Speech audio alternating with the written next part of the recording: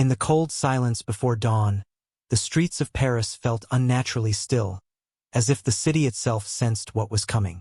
A thin mist curled over the cobblestones, softening the glow of the torches carried by the king's men as they moved with purpose through the narrow alleys.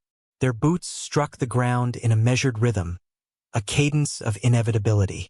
By royal decree, a centuries-old brotherhood was about to be erased. Inside the Templar commandery, most of the knights were still asleep. They had no reason to expect danger. The kingdom had always relied on them, trusted them, bowed to their influence when wars needed funding or pilgrims needed protection. But this night was different. Somewhere far away, a decision had already been made.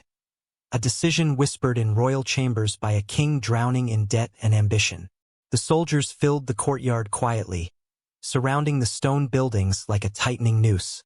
A young guard was the first to hear them. Startled by the flicker of torchlight through a crack in the wall, he stepped outside just long enough to see what was unfolding. His breath caught. Rows of helmets, shields glinting orange, dozens upon dozens of armed men. For a split second he considered running deeper inside, warning the others, but he did not need to.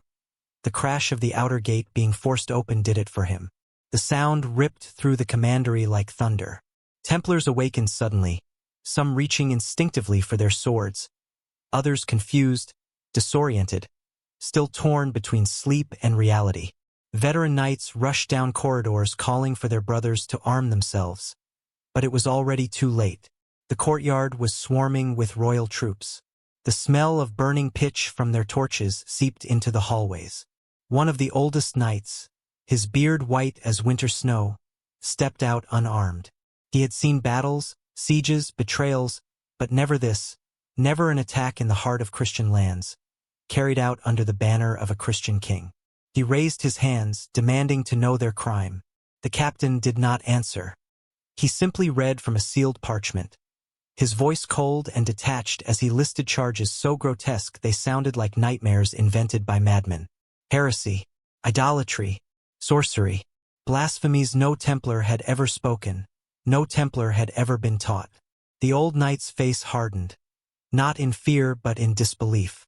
The accusations were lies. All of them knew it. Yet the soldiers moved in anyway, dragging the knights from their chambers, binding their wrists with coarse rope, forcing them into lines.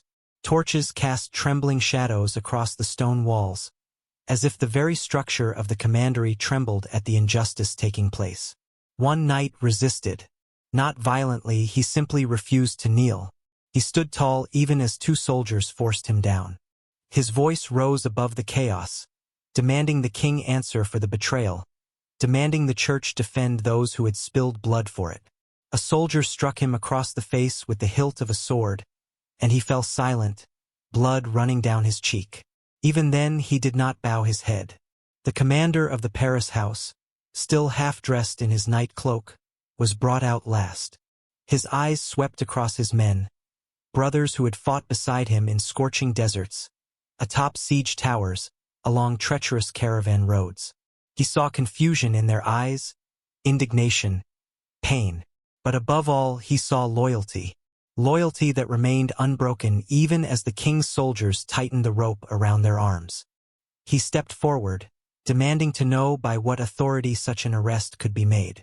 The captain merely handed him a second parchment, this one carrying the royal seal of Philip IV.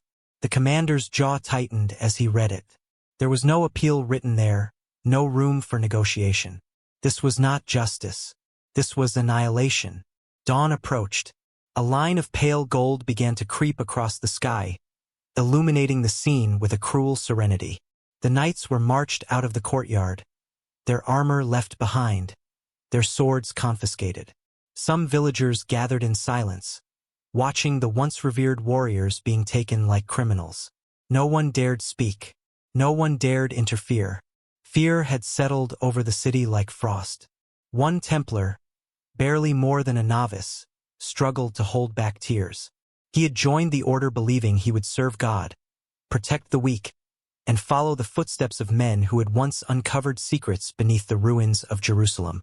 Now he wondered if those secrets, whatever they were, had become the very reason for this night. He could see it in the faces of the soldiers, in the urgency of the arrests, in the lack of explanation. This was not a simple political purge. It was something deeper, darker. As they were led toward the city's dungeons, the commander glanced back at the towers of the commandery fading behind them. He felt a chill not caused by the morning air. Someone wanted the order destroyed entirely, erased from memory, its knowledge scattered or seized.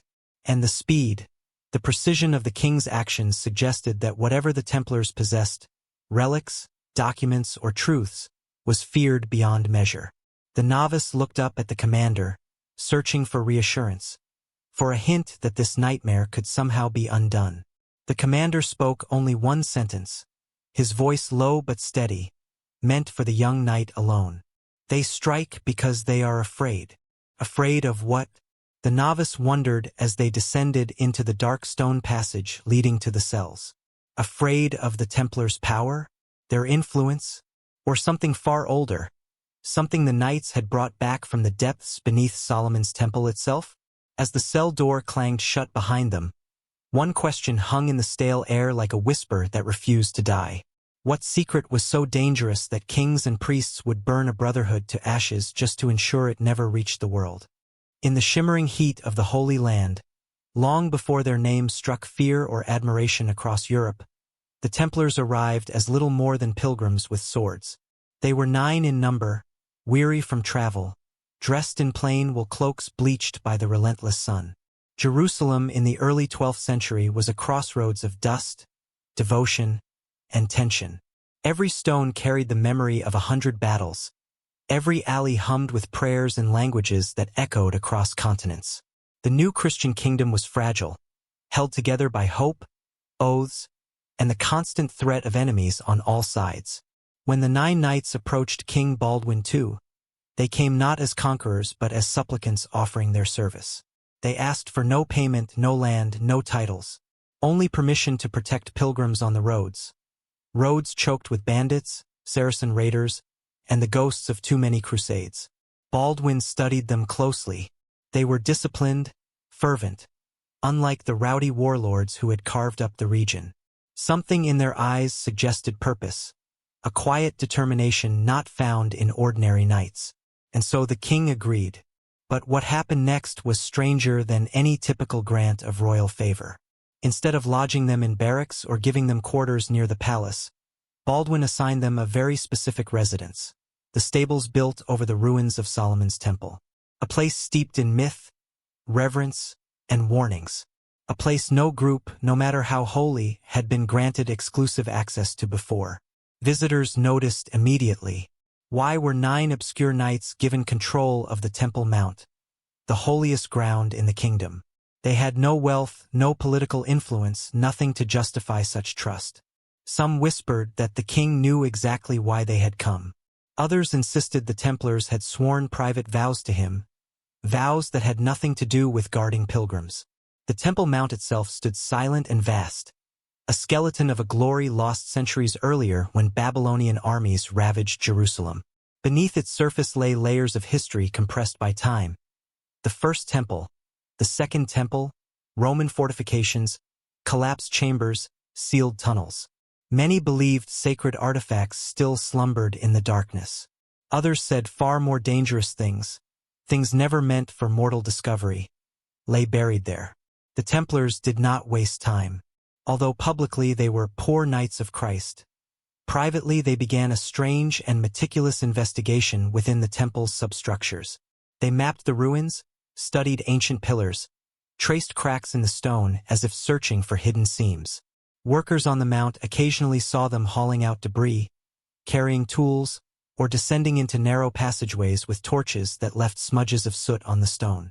No one explained what they were doing. No one dared ask. Within months, conjecture spread across Jerusalem like desert wind. Some claimed the knights were looking for the Ark of the Covenant, that legendary vessel said to carry divine fire. Others believed they sought scrolls containing lost wisdom, writings of Solomon, prophecies sealed before the exile, blueprints of sacred structures meant to mirror the cosmos. A few muttered darker theories. Forbidden rituals, secret chambers, relics too powerful for any kingdom to own. One evening, a local cleric observed faint lantern light flickering from beneath the mount in places where no tunnels were known to exist. Another traveler swore he heard metallic echoes drifting up from cracks in the floor, the sharp, deliberate strikes of excavation. But whenever someone questioned the knights, they offered only soft, humble replies. They were serving God, nothing more. Yet something had changed in them. Their silence grew heavier, their eyes more haunted. It was clear they had found something, or were close to it. Even Baldwin, who visited infrequently, seemed unsettled by what he saw. The knights handled ancient stones with a reverence bordering on fear, as though they were walking through the memory of a forgotten world. Months turned into years. The group of 9 expanded.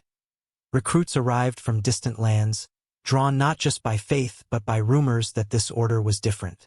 Their reputation rose quietly but steadily, as if powered by invisible winds. They gained support from nobles, priests, and merchants, all without asking.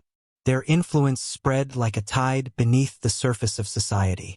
Yet always, they stayed close to the Temple Mount, guarding it fiercely, refusing others entry to the places they had explored. Some said they had discovered chambers sealed since the time of Solomon, chambers containing objects made of strange metals or engraved with symbols no one could decipher. Others claimed the knights unearthed scrolls wrapped in decayed linen, fragile but still legible, containing teachings about creation, destruction, and the hidden geometry of the universe. One legend whispered that during a hot summer night, a tremor shook the mount. Dust rose from the stone floor as though something deep below had shifted. Hours later, the knights were seen ascending from a tunnel, their faces pale, their hands trembling. They spoke to no one. The next morning, they sealed the entrance forever. Years later, when the Templars became powerful beyond imagination, richer than kings, untouchable by church or crown, men would look back at those quiet excavations beneath the temple and wonder what had triggered the change. What had they uncovered that transformed them from 9 impoverished warriors into an order woven into the fabric of European power? Because something had awakened beneath Jerusalem. Something the Templars carried back to Europe in silence. Something that would one day make kings tremble, popes scheme, and armies march in fear of knowledge no sword could kill. Whatever lay hidden beneath the ruins of Solomon's temple had marked them. And it was only the beginning. The legends surrounding Solomon's temple were already ancient by the time the Templars set foot in Jerusalem, but in the medieval imagination, those tales burned with a feverish glow. What lay beneath the shattered stones of the first temple was more than treasure. It was the memory of a kingdom built on unimaginable wealth, knowledge, and divine favor. To the people of the Crusader states, the temple was the closest the world had ever come to touching heaven. And to the Templars, it became a question that haunted their days and nights. What had Solomon hidden so carefully that even centuries of conquerors could not erase it? Stories from old rabbis and desert wanderers spoke of shimmering vessels made by artisans who understood the language of metal and flame. Golden basins, jeweled cups, ritual instruments used in ceremonies so sacred only a handful of priests had ever seen them. These were not ordinary relics. They were believed to carry traces of the divine. Objects forged according to celestial patterns revealed only to Solomon. Some even claimed they resonated, humming faintly when brought near the Holy of Holies. But beyond the vessels and implements lay a far greater enigma, the treasury of scrolls. Ancient writings said to contain the king's reflections on power, creation, and the nature of the unseen world. These were the forbidden texts, the writings that Solomon supposedly sealed away because humanity was not ready for them. Writings that described how to harness energy through geometry, how sound could alter the physical world, how divine presence interacted with matter. Writings that blended spirituality and science in ways medieval minds could barely comprehend. The Templars, with their quiet excavations in the Temple Mount, became entangled in these old stories. They did not come for wealth, their vows made gold meaningless, but for truth, or perhaps for something they believed would help secure the fragile Christian kingdom. Some believed the temple treasure was the key to uniting Jerusalem under Christian rule forever. Others suspected the treasure was not meant for power but for protection, a shield of knowledge meant to keep humanity from destroying itself. Rumors traveled fast among pilgrims and merchants. Some said the knights were searching for the Ark of the Covenant itself, that legendary chest said to contain stone tablets inscribed by the finger of God. Tales described it unleashing bolts of fire, shattering armies, leveling walls. If the Templars found even fragments of such a relic, it would change the balance of power in the entire world. Kings would bow, popes would tremble, empires would bend. Yet a quieter, more unsettling belief simmered beneath the surface. According to certain Hebrew traditions, Solomon had hidden not just sacred objects but dangerous knowledge. Knowledge stolen from civilizations long gone. Egyptian rites older than Moses. Babylonian star maps predicting cycles of creation and destruction. Machines that used water, pressure, or sound in ways lost to time. Some claim Solomon had sealed these secrets because they were too potent, capable of shifting the course of kingdoms or tearing society apart if misused. As the years passed, more whispers emerged. Travelers swore that they saw the Templars transporting strange chests out of the temple at night. Chests wrapped in heavy cloth and guarded by knights with torches. Others claimed the knights asked obscure questions of local scholars. Inquiries about ancient alphabets, lost languages, and geometric symbols found only in the oldest ruins. A scholar from Antioch wrote of a meeting with a Templar who asked about the shamir, a legendary tool said to cut stone without noise or force, used in Solomon's construction of the temple. The scholar laughed, insisting it was a myth, a worm, a spirit, a metaphor. But the Templar's expression did not change. He simply asked if any writings described its shape. Something had indeed captured the order's imagination, something far beyond relic hunting. At the same time, those who interacted with the knights noticed a subtle shift in their demeanor. Their prayers grew longer, more intense. Their discussions with clergy became more guarded. Some knights seemed troubled, as if wrestling with truths that shook their understanding of faith itself. Others appeared inspired, convinced they were touching the remnants of a world built on divine wisdom. The emotional stakes were immense. If the Templars discovered anything connected to Solomon's legendary wealth or knowledge, it would challenge everything Europe believed about the ancient world, about glory, power, and the intersection of the sacred and the forbidden. For medieval minds shaped by the Church, the idea that Solomon possessed knowledge beyond Scripture was both exhilarating and terrifying. What if the Old Testament was only a fragment of the truth? What if Solomon's true treasure was not gold but a revelation? One that could redefine the foundations of religion and authority. The Templars were not fools. They knew that revealing such secrets could fracture kingdoms and provoke the wrath of the Church. And so, if they found anything beneath the Temple Mount, it would have been hidden away with utmost secrecy, protected by vows stronger than steel. As the years unfolded, the Order's rise to power began to mirror the legends they once studied. They grew wealthy beyond measure, influential beyond precedent, feared by rulers who could not understand how 9 poor knights had transformed into a force that bent nations. To some, their success was proof they had found Solomon's treasure. To others, it was a sign they had uncovered something far more valuable, an ancient truth capable of igniting both enlightenment and destruction. Whatever they discovered beneath the stones of Jerusalem did not stay buried. It traveled with them, shaping their destiny, guiding their decisions, and eventually placing a target on their backs. Kings could tolerate wealth. They could tolerate influence. But a secret that rivaled Scripture, that was something no earthly ruler could allow to survive. The ruins of Solomon's temple had always been a place where myth and physical reality collided. Pilgrims walked upon stones they believed were sanctified by divine presence. Yet beneath their feet lay layers of architecture that refused to fit the biblical descriptions. Even in the 12th century, long before modern archaeology existed, scholars and knights alike noticed troubling inconsistencies. Cracks not just in the ancient masonry, but in the story the world had been told. When the Templars began their intimate study of the Temple Mount, they found themselves stepping into a riddle older than any kingdom. The Scriptures described a structure built with impossible precision, lined with cedar and gold, illuminated by sacred fire. But what the knights touched with their own hands were remnants of multiple eras. Roman stonework fused with older foundations, subterranean chambers carved in styles that did not match Hebrew construction techniques. It was as if the temple had been built atop the bones of even more ancient civilizations, each leaving behind traces of a forgotten purpose. Deep beneath the mount, where daylight never reached, the air was thick and heavy, carrying centuries of dust and secrets.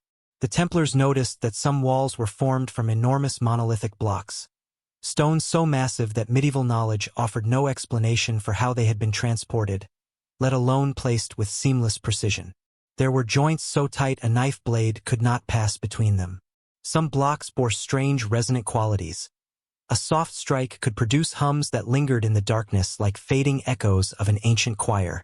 These details contradicted the biblical narrative, which described the temple's construction using timber, craftsmen, and traditional stone cutting. But what the Templars encountered suggested techniques lost to time, techniques that echoed the construction of Egyptian temples, Mesopotamian ziggurats, and structures far older than the Hebrews. It hinted at something unsettling. Solomon's temple might not have been the first sacred structure on that ground.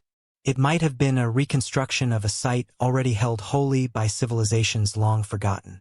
The Templars began finding inscriptions that did not match Hebrew, Greek, or Latin. Symbols spiraled in patterns resembling ancient Near Eastern star charts, with markings that suggested alignments to celestial events thousands of years old. One knight, trained in geometry, noted that certain tunnels and chambers seemed arranged to reflect astronomical positions, solstices, equinoxes, the rising of particular stars. This was bizarre. Why would a Hebrew temple contain architecture modeled on cosmological systems older than the Kingdom of Israel itself? More disturbing were small fragments of metal objects buried in collapsed passages. They were made of alloys the Templars could not identify, metals that looked ancient yet untarnished, resisting corrosion in ways even European steel could not. Local scholars offered no explanation. Some speculated they belonged to Roman engineers. Others whispered they were remnants of tools used in the earliest construction of the mount, built by a culture wiped out before history began. Every discovery pulled at the threads of established faith. If the temple was not entirely Hebrew in origin, what did that mean about its holiness? About its purpose? About the stories that had shaped empires? The Templars were not heretics. They were deeply devout men. But they were also witnesses, and what they witnessed beneath the ruins challenged their understanding of sacred history. One quiet evening, while the sun dipped below the desert hills, a small group of Templars gathered outside the entrance to a newly uncovered chamber. They had been working in shifts for weeks, removing debris and collapsed stone. When they finally broke through, the air that escaped was so cold it felt like winter hidden underground. Inside, illuminated by flickering torches, they found a chamber carved with geometrical diagrams, circles within circles, lines intersecting at precise ratios, forms resembling early blueprints. Not designs for a temple but for something more intricate, something that hinted at advanced knowledge of sound, light, and structure. A scribe among them whispered that these patterns resembled descriptions in ancient Hebrew texts, writings that spoke of measures of the universe, formulas Solomon was said to have received from God or gleaned from the cultures around him. But there was something else, something unspoken that hung heavy in the air. These designs did not feel like holy revelations. They felt like engineering. At that moment, the knights realized they were staring at evidence that Solomon's temple might not have been purely spiritual. It might have been built with knowledge or technology, acquired from civilizations predating biblical history. Knowledge that the church had no doctrine for. Knowledge that did not fit within the comfortable boundaries of Scripture. This was the point where fear began to creep in. If the Templars continued to uncover facts contradicting the biblical narrative, they could be accused of heresy. Even possessing such knowledge could provoke suspicion, hostility, or outright condemnation. Yet the discoveries seemed to pull them deeper, compelling them to search further, as though the temple itself demanded to be understood. The more they uncovered, the clearer it became that the official stories about Solomon's temple were incomplete at best, intentionally altered at worst. This was not a simple sanctuary. It was a palimpsest of civilizations, a monument layered over something ancient, powerful, and carefully concealed. The Templars had not expected answers. What they found instead were questions so profound they threatened to destabilize the foundations of faith and authority. And as they ventured deeper beneath the mount, torchlight dancing against unexplainable stonework, they began to suspect the truth. Solomon's Temple, as history described it, should not exist. Not in the way Scripture claimed. Not with the mysteries etched into the bedrock. Not with the remnants of forgotten cultures still clinging to its foundations. What they had uncovered was not a temple. It was a warning, and the deeper they dug, the more they realized the world had been built upon a story missing its most dangerous chapter. In the earliest days of the Order, when the world still saw them as little more than wandering ascetics with swords, the Templars were 9 men bound by an oath that seemed almost too simple: to live as monks, to fight as knights, and to protect the pilgrims traveling through the Holy Land. They possessed no wealth, no property, and no influence. Their armor was mismatched, their horses few, their cloaks plain. And yet, despite this poverty, something about them drew the attention of the most powerful rulers in Jerusalem. Their small number was not unusual. Many holy orders began with humble beginnings. But what was unusual was the secrecy that surrounded their formation. They did not publish their rule immediately. They did not open their ranks to others. They did not seek recognition.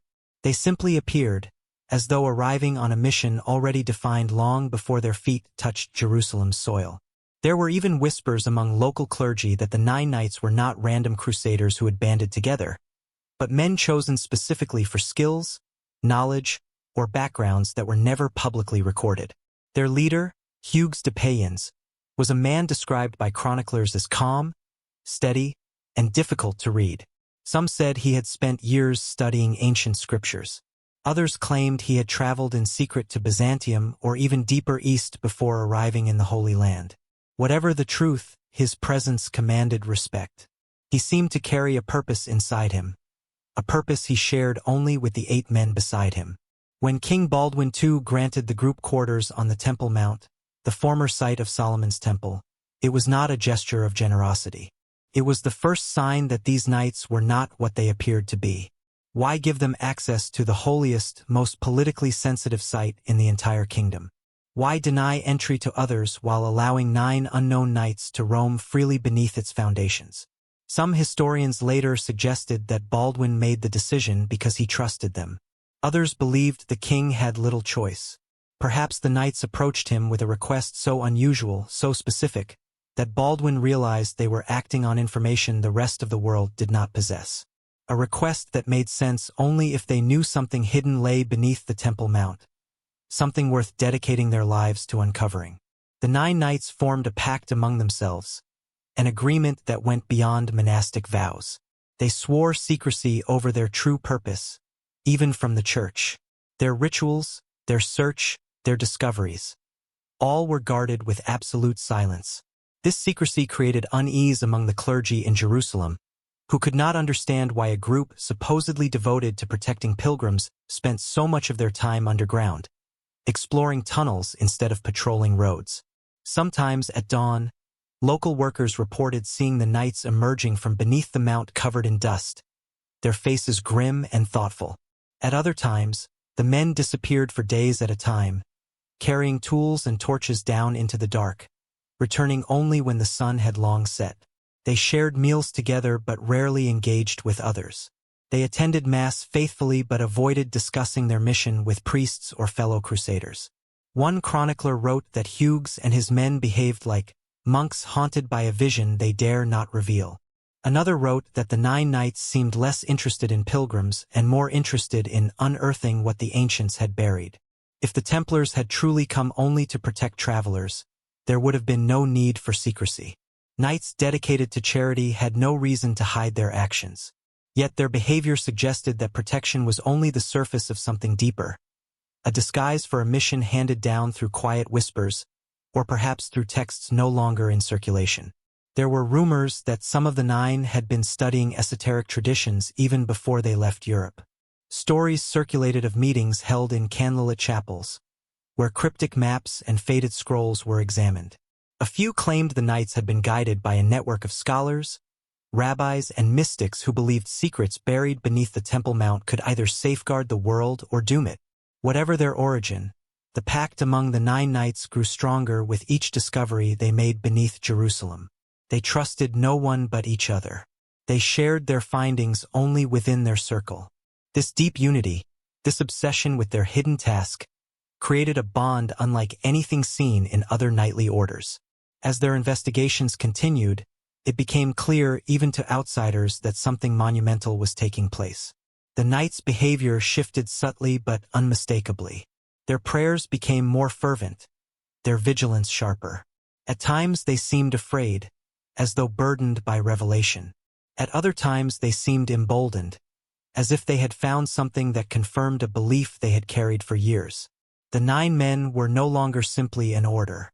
They had become guardians of a secret they believed was worth their lives. A secret they had sought long before they set foot on the Temple Mount. Their pact was no longer just an oath. It was a covenant forged in the shadow of something far older than any of them. And though the world would one day see the Templars as warriors, bankers, and architects of power, their true beginning was far stranger. 9 knights, bound by purpose, kneeling not before kings or popes but before a mystery buried beneath ancient stone. A mystery they intended to find, protect, and never reveal. The deeper the Templars ventured beneath the Temple Mount, the more the air around them seemed to change. It grew colder, heavier, thick with the presence of centuries that refused to die. Their torches flickered against ancient stone as if illuminating the breath of forgotten ages. And within that darkness, in chambers untouched since the fall of Jerusalem, they began to notice something that chilled them far more than the cold underground air. Fragments of parchment, pieces of clay jars, and faint inscriptions that did not belong to any known archive or scripture. These were not treasures of gold or jeweled instruments meant for rituals. They were scraps of knowledge. Knowledge sealed away with the same urgency one uses to hide a weapon too powerful for any kingdom to wield. The first intact jar they uncovered was small, unassuming, sealed with hardened resin. When they opened it, the parchment inside crackled like dry leaves. Strange characters curled across its surface, faint but unmistakably deliberate. They were neither Hebrew nor Greek. The closest resemblance was to a pre-exilic script spoken of only in the oldest rabbinic legends, said to have preceded the fall of the First Temple. A language whispered about in fragments of Jewish mysticism, claiming it could convey secrets about creation itself. The Templars had found something ancient, older than Solomon, perhaps, something someone had desperately tried to hide. At first, the knights thought the writings might be harmless records, inventories, prayers, genealogies. But as their translator, a quiet, deeply devout brother named Ronslin, examined them, his face grew pale. The text spoke not of kings or battles, but of forces woven into the fabric of the world. They described patterns in sound that could open the gates of the heart of stone, and geometries that called forth the measure of the heavens. There were references to a fire not of flame, and light without sun. Such descriptions were vague, metaphorical perhaps. Yet there was a precision to the language that troubled the knights. This was not poetry. It was instruction. Over the next months, more fragments appeared. Some were wrapped in decaying cloth, others stored inside clay tubes filled with fine dust that preserved them. Each one contained writings that were neither fully mystical nor fully scientific, as if the authors belonged to a culture that saw no separation between the divine and the mechanical. The texts described rituals that could alter the mind, formulas that mapped the movement of stars, patterns of numbers that repeated in nature and architecture alike. The knights called them, quietly among themselves, the scrolls of fire, not because they spoke of literal flames, but because something in their words burned, a fierce, unsettling brilliance. One night, Ronslin gathered the 9 knights around a narrow stone table where he had laid out several translated lines. His voice trembled as he read, "What is bound in heaven is bound in earth. What is measured above is measured below. To know the pattern is to command the form." The knights exchanged uneasy glances. These lines echoed familiar religious teachings, yet twisted them into something almost mathematical. It suggested that creation followed rules one could learn. rules one could use. Another fragment spoke of the chorus of the stones, an enigmatic phrase that puzzled them until they recalled the strange humming resonance certain walls produced when struck lightly. The texts hinted that the temple itself had been built according to a frequency, a harmonic structure meant to amplify or channel forces the knights could not name. For men raised in the rigid hierarchy of the medieval church, such ideas were dangerous. To claim that the universe could be understood through patterns rather than miracles bordered on heresy. To claim that ancient priests had possessed such understanding was almost unthinkable. But the scrolls existed, and someone had hidden them beneath the temple with extraordinary care, as though terrified of the consequences should they be found. In time, the Templars began to feel the weight of their discovery pressing upon them. What if these writings revealed truths the Church would never allow to surface? What if they contradicted Scripture? Or worse, what if they revealed that Solomon's wisdom, long described as divine gift, had been knowledge acquired from cultures erased from history? Such questions lingered like a shadow over the order. Some knights felt awe. Others felt dread. One or two believed they had stumbled upon something that could restore peace to the Holy Land. But all of them sensed the same thing. Whatever these scrolls contained, they were never meant for casual eyes. And as their search continued, deeper still into the recesses of the Temple Mount, they encountered sealed passages and hidden rooms, each offering hints of a design far more complex than any medieval engineer could comprehend. The discoveries were no longer random.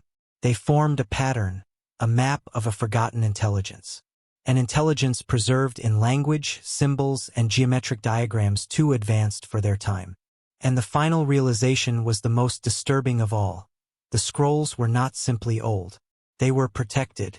Someone, thousands of years ago, had gone to great lengths to ensure these teachings stayed buried. Someone believed that knowledge itself could be catastrophic in the wrong hands. The Templars stood at the threshold of understanding something powerful enough to alter the foundations of faith, science, and kingship alike.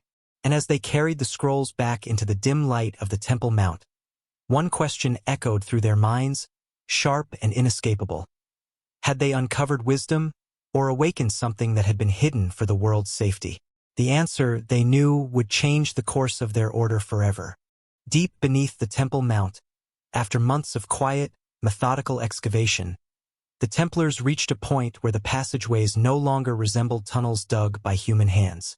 The air grew colder, the walls smoother, the echoes sharper, as if the stone itself had been shaped with tools unknown to medieval craftsmen.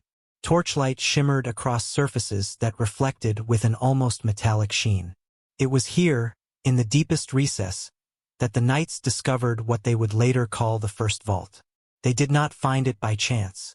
A faint draft of air drew them toward a section of wall that felt unnaturally warm to the touch, despite the chill surrounding them. When they tapped it with the butt of a sword, the sound was hollow, not the solid thud expected from ancient stone. Behind it lay a hidden cavity. After hours of cautious chiseling, the wall finally gave way, releasing a gust of air so cold it felt like the breath of a forgotten age exhaling into the present. What they found inside was unlike anything they had encountered before. A chamber perfectly preserved, untouched by the destruction that had ravaged the temple above. Its walls were lined with immense stone panels carved with patterns that seemed to pulse under torchlight. Spiraling motifs, interlocking geometries, and sequences of symbols repeating with mathematical precision. The room felt more like a machine than a crypt. At the center sat a series of strange objects, some resting on stone pedestals worn smooth as if countless hands had once touched them. Others were sealed in clay containers. There was no gold, no jewel-encrusted relics, no royal treasures. Instead, the knights found artifacts that defied explanation. The first object they examined resembled a metal cylinder the length of a forearm. It was composed of interlocking rings, each inscribed with symbols similar to those found on the scroll fragments. When a knight brushed away the dust and rotated one of the rings, a soft harmonic tone hummed from within the cylinder, a pure, eerie sound that lingered in the air much longer than it should have. The men froze.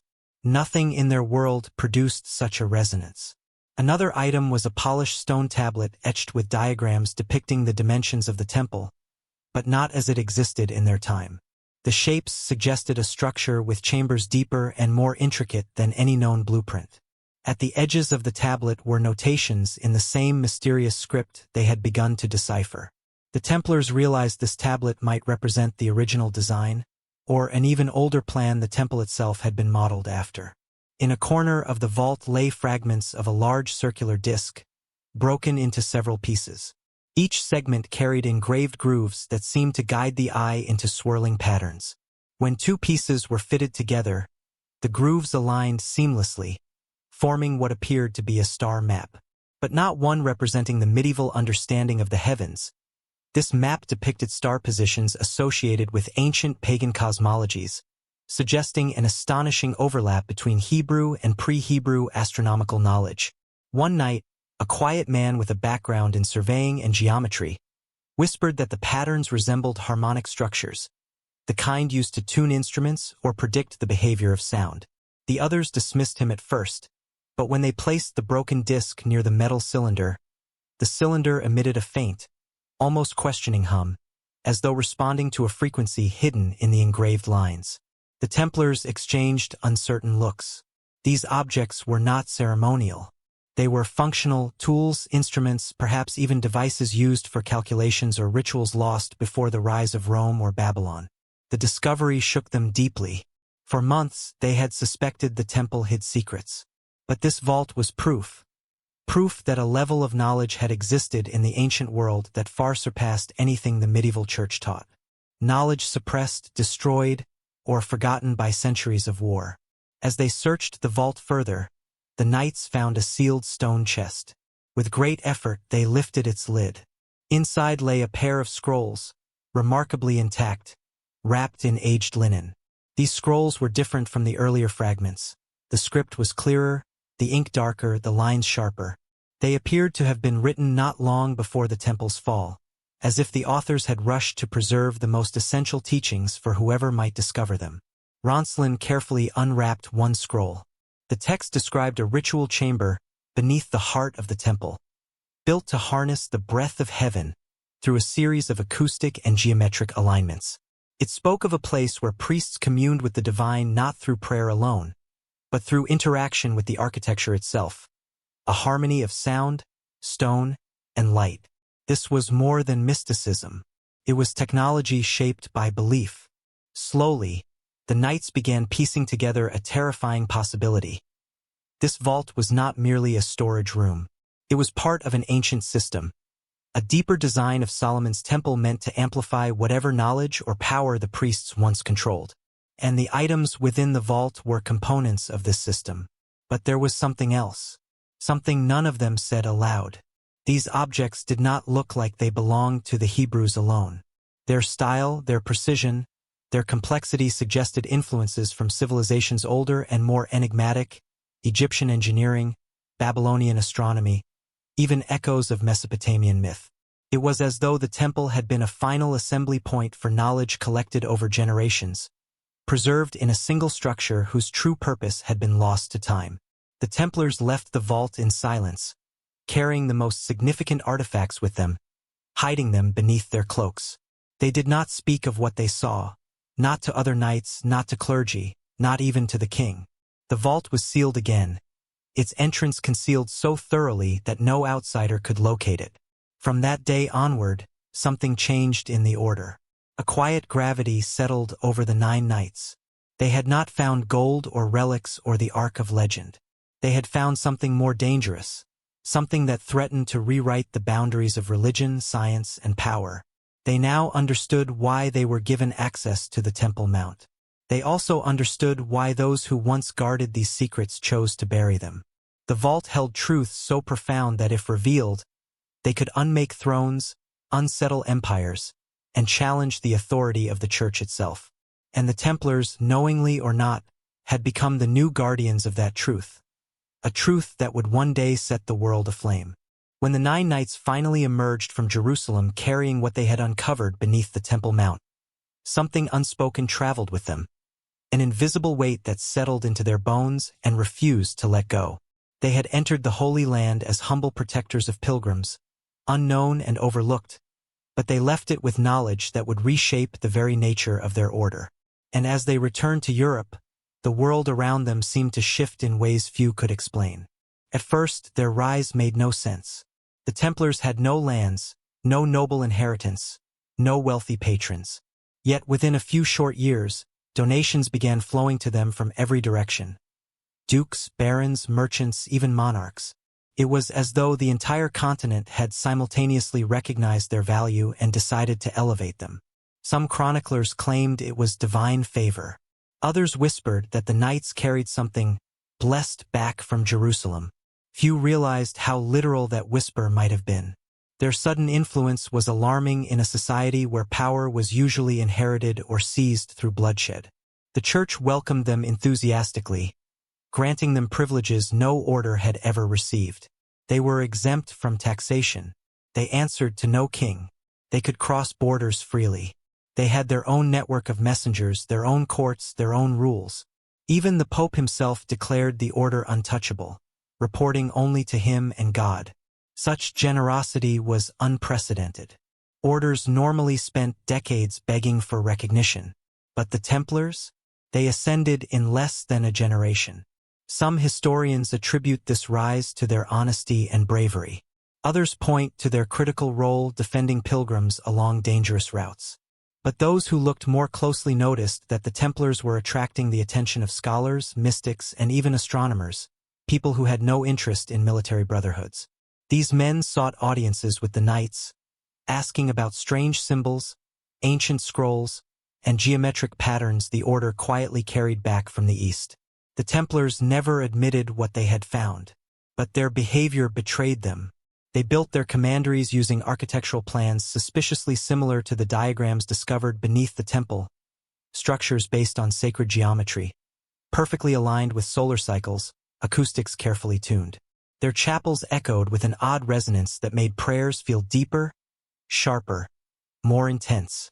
Some structures contained hidden chambers that were never explained, passageways that led nowhere, niches that held nothing, unless one knew precisely what they were designed for.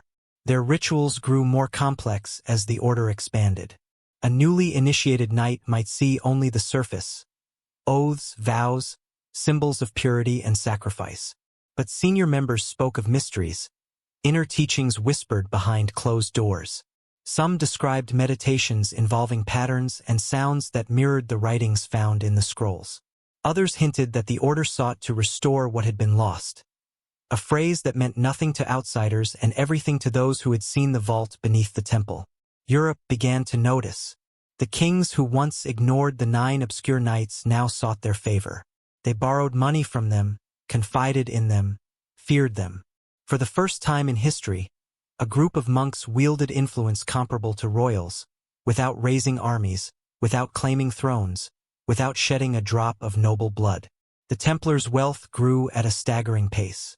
They invented forms of banking centuries ahead of their time, establishing a network so efficient that a pilgrim could deposit money in Paris and withdraw it safely in Acre. Nodes of communication stretched across continents, creating a web of influence no ruler could fully map or monitor. Their commanderies became centers of education and innovation.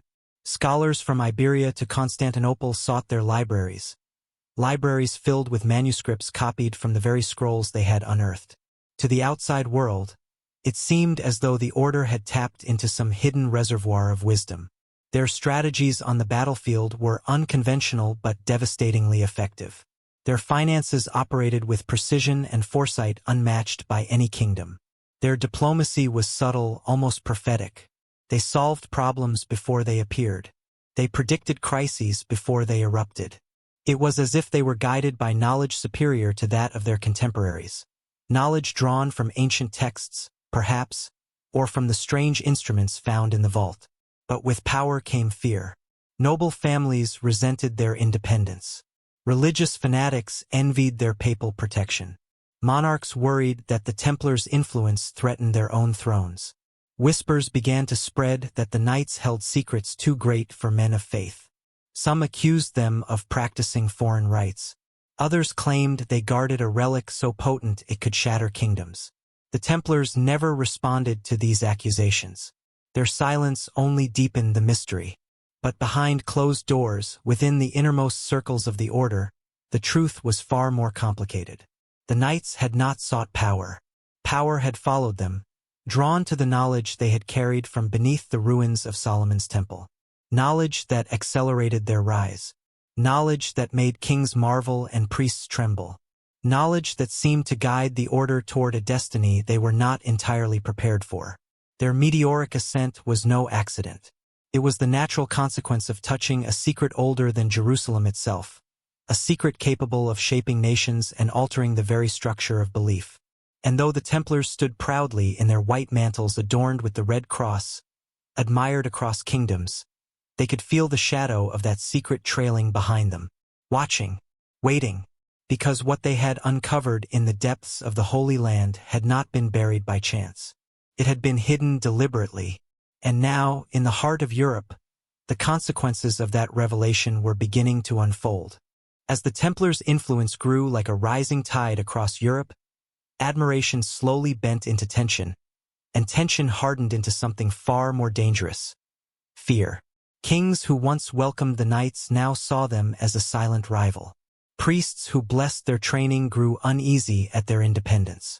The order had become too wealthy, too organized, too interconnected. A network of disciplined warriors, scholars, and financiers with loyalties bound only to their Grand Master and the mysterious vows whispered during their inner rites. To many rulers, the Templars looked less like servants of Christ and more like a power behind the throne. And that perception alone was enough to spark an invisible war. France was the first kingdom to feel the strain. King Philip IV, already drowning in debt, watched the Templars' wealth accumulate with barely concealed resentment. Their influence over trade routes, seaports, and banking made them indispensable. To Philip, they were a double-edged sword, a necessary ally and a suffocating threat. He could not control them. He could not infiltrate them. And worst of all, he could not fully comprehend them. Reports whispered through royal corridors describing strange rituals held during Templar initiations. Some claimed the Knights worshipped a mysterious idol. Others insisted they practiced secret rites forbidden by church doctrine. These rumors were exaggerated, distorted, or entirely fabricated. But in a climate of growing suspicion, truth mattered far less than fear.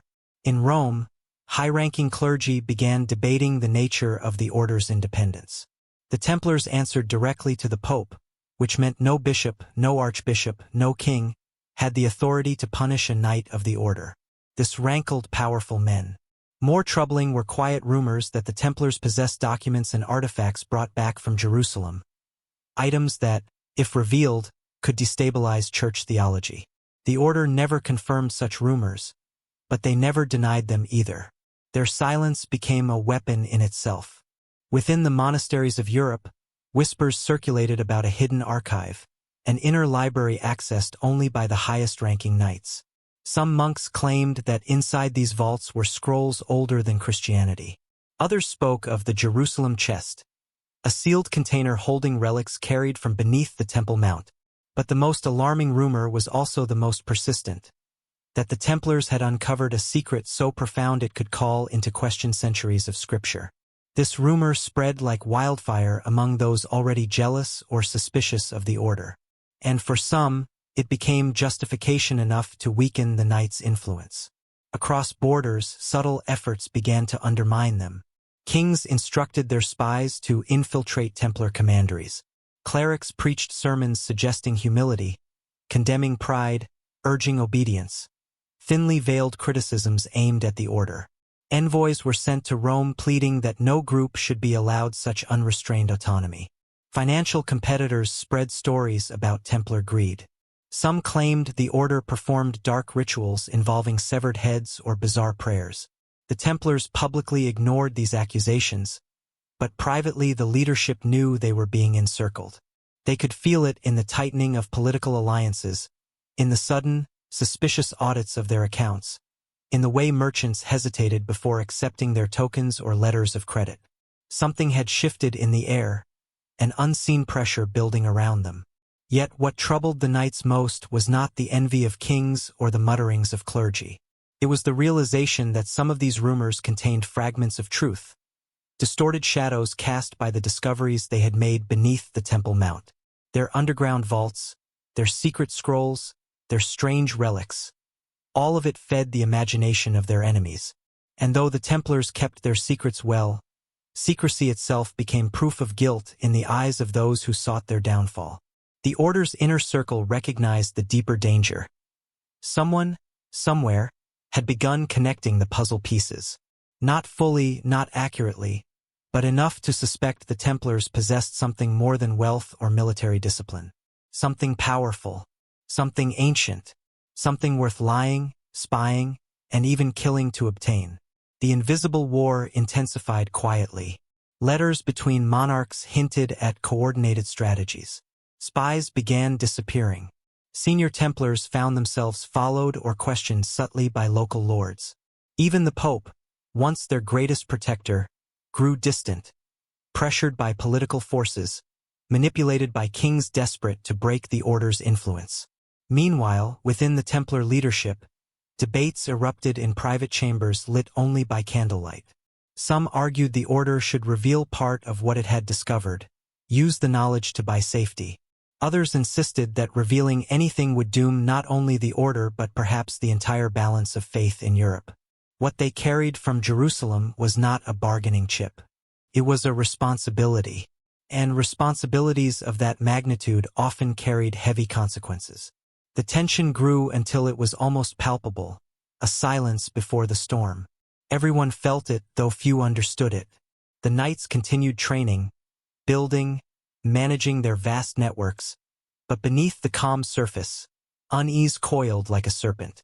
It was only a matter of time before a king, a cleric, or an opportunist chose to strike openly. But before that day came, there were whispers of something else. A hidden force watching the Templars closely, waiting for the moment when their guard would falter. Enemies moved quietly in the shadows. And in the heart of the Order, the knights began to realize an unsettling truth. They were not being hunted for their wealth, their land, or their power. They were being hunted for something much older, something they had carried out of Jerusalem and never should have found. The invisible war had begun long before anyone noticed, and the Templars were standing at the center of it, unknowingly holding the spark that could ignite the entire world. As the Templars' influence grew like a rising tide across Europe, admiration slowly bent into tension, and tension hardened into something far more dangerous: fear. Kings who once welcomed the knights now saw them as a silent rival. Priests who blessed their training grew uneasy at their independence. The Order had become too wealthy, too organized, too interconnected. A network of disciplined warriors, scholars, and financiers with loyalties bound only to their Grand Master and the mysterious vows whispered during their inner rites. To many rulers, the Templars looked less like servants of Christ and more like a power behind the throne. And that perception alone was enough to spark an invisible war. France was the first kingdom to feel the strain. King Philip IV, already drowning in debt, watched the Templars' wealth accumulate with barely concealed resentment. Their influence over trade routes, seaports, and banking made them indispensable. To Philip, they were a double-edged sword, a necessary ally and a suffocating threat. He could not control them. He could not infiltrate them. And worst of all, he could not fully comprehend them. Reports whispered through royal corridors describing strange rituals held during Templar initiations. Some claimed the knights worshipped a mysterious idol. Others insisted they practiced secret rites forbidden by church doctrine. These rumors were exaggerated, distorted, or entirely fabricated. But in a climate of growing suspicion, truth mattered far less than fear. In Rome, high-ranking clergy began debating the nature of the Order's independence. The Templars answered directly to the Pope, which meant no bishop, no archbishop, no king, had the authority to punish a knight of the Order. This rankled powerful men. More troubling were quiet rumors that the Templars possessed documents and artifacts brought back from Jerusalem. Items that, if revealed, could destabilize church theology. The Order never confirmed such rumors, but they never denied them either. Their silence became a weapon in itself. Within the monasteries of Europe, whispers circulated about a hidden archive, an inner library accessed only by the highest-ranking knights. Some monks claimed that inside these vaults were scrolls older than Christianity. Others spoke of the Jerusalem chest, a sealed container holding relics carried from beneath the Temple Mount. But the most alarming rumor was also the most persistent, that the Templars had uncovered a secret so profound it could call into question centuries of scripture. This rumor spread like wildfire among those already jealous or suspicious of the order. And for some, it became justification enough to weaken the Knights' influence. Across borders, subtle efforts began to undermine them. Kings instructed their spies to infiltrate Templar commanderies. Clerics preached sermons suggesting humility, condemning pride, urging obedience. Thinly veiled criticisms aimed at the order. Envoys were sent to Rome pleading that no group should be allowed such unrestrained autonomy. Financial competitors spread stories about Templar greed. Some claimed the order performed dark rituals involving severed heads or bizarre prayers. The Templars publicly ignored these accusations, but privately the leadership knew they were being encircled. They could feel it in the tightening of political alliances, in the sudden, suspicious audits of their accounts, in the way merchants hesitated before accepting their tokens or letters of credit. Something had shifted in the air, an unseen pressure building around them. Yet what troubled the knights most was not the envy of kings or the mutterings of clergy. It was the realization that some of these rumors contained fragments of truth, distorted shadows cast by the discoveries they had made beneath the Temple Mount. Their underground vaults, their secret scrolls, their strange relics. All of it fed the imagination of their enemies. And though the Templars kept their secrets well, secrecy itself became proof of guilt in the eyes of those who sought their downfall. The Order's inner circle recognized the deeper danger. Someone, somewhere, had begun connecting the puzzle pieces. Not fully, not accurately, but enough to suspect the Templars possessed something more than wealth or military discipline. Something powerful, something ancient, something worth lying, spying, and even killing to obtain. The invisible war intensified quietly. Letters between monarchs hinted at coordinated strategies. Spies began disappearing. Senior Templars found themselves followed or questioned subtly by local lords. Even the Pope, once their greatest protector, grew distant, pressured by political forces, manipulated by kings desperate to break the Order's influence. Meanwhile, within the Templar leadership, debates erupted in private chambers lit only by candlelight. Some argued the Order should reveal part of what it had discovered, use the knowledge to buy safety. Others insisted that revealing anything would doom not only the Order but perhaps the entire balance of faith in Europe. What they carried from Jerusalem was not a bargaining chip. It was a responsibility, and responsibilities of that magnitude often carried heavy consequences. The tension grew until it was almost palpable, a silence before the storm. Everyone felt it, though few understood it. The knights continued training, building, managing their vast networks, but beneath the calm surface, unease coiled like a serpent.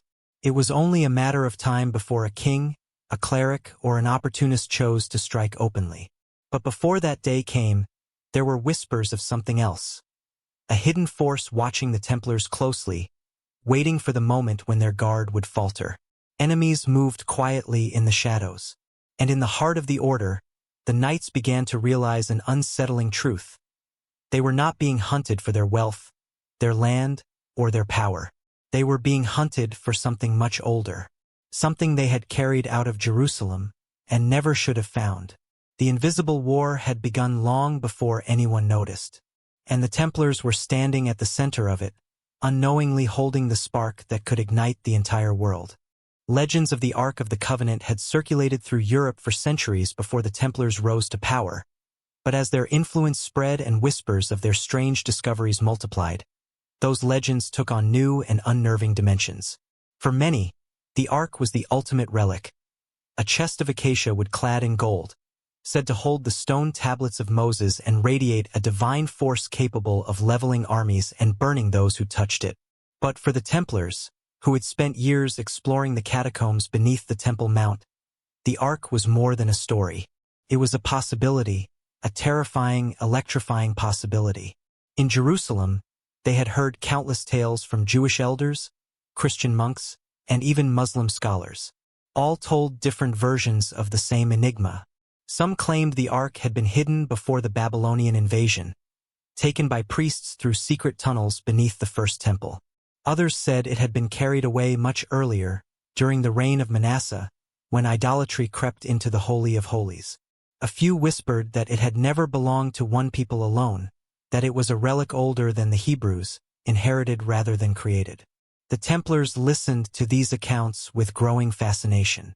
The more they learned, the more one thing became clear. The legend of the Ark had never truly died. It had simply moved underground, preserved by the same traditions that guided their own excavation. When the knights descended into sealed chambers beneath the temple, they found clues that seemed to align eerily with the Ark's descriptions. There were strange scorch marks on walls that had never seen flame, circular impressions in the stone that suggested something heavy had once rested there, and geometric patterns hinting at a structure designed to contain or channel energy. But the most frightening discovery came in the form of inscriptions. Faint, nearly erased lines warning that only the pure could approach the throne of the presence. The Templars debated fiercely among themselves. Had the Ark once been stored here? Was it still hidden deeper within the mount, beyond the areas they had explored? Or had someone already moved it centuries earlier? Each possibility carried its own weight, and none brought comfort. Ronslin, their translator, found a fragment of text that described the vessel of the covenant as a conduit between the earthly and the divine. But the language was ambiguous. It could mean a container, a device, or even a structure. The ambiguity gnawed at the knights, because it suggested something far more complex than a golden chest. One evening, as they gathered in the flickering candlelight of their Jerusalem quarters, Hugues de Payens spoke a thought that had been haunting many of them. "What if the Ark was not a single object?" he whispered.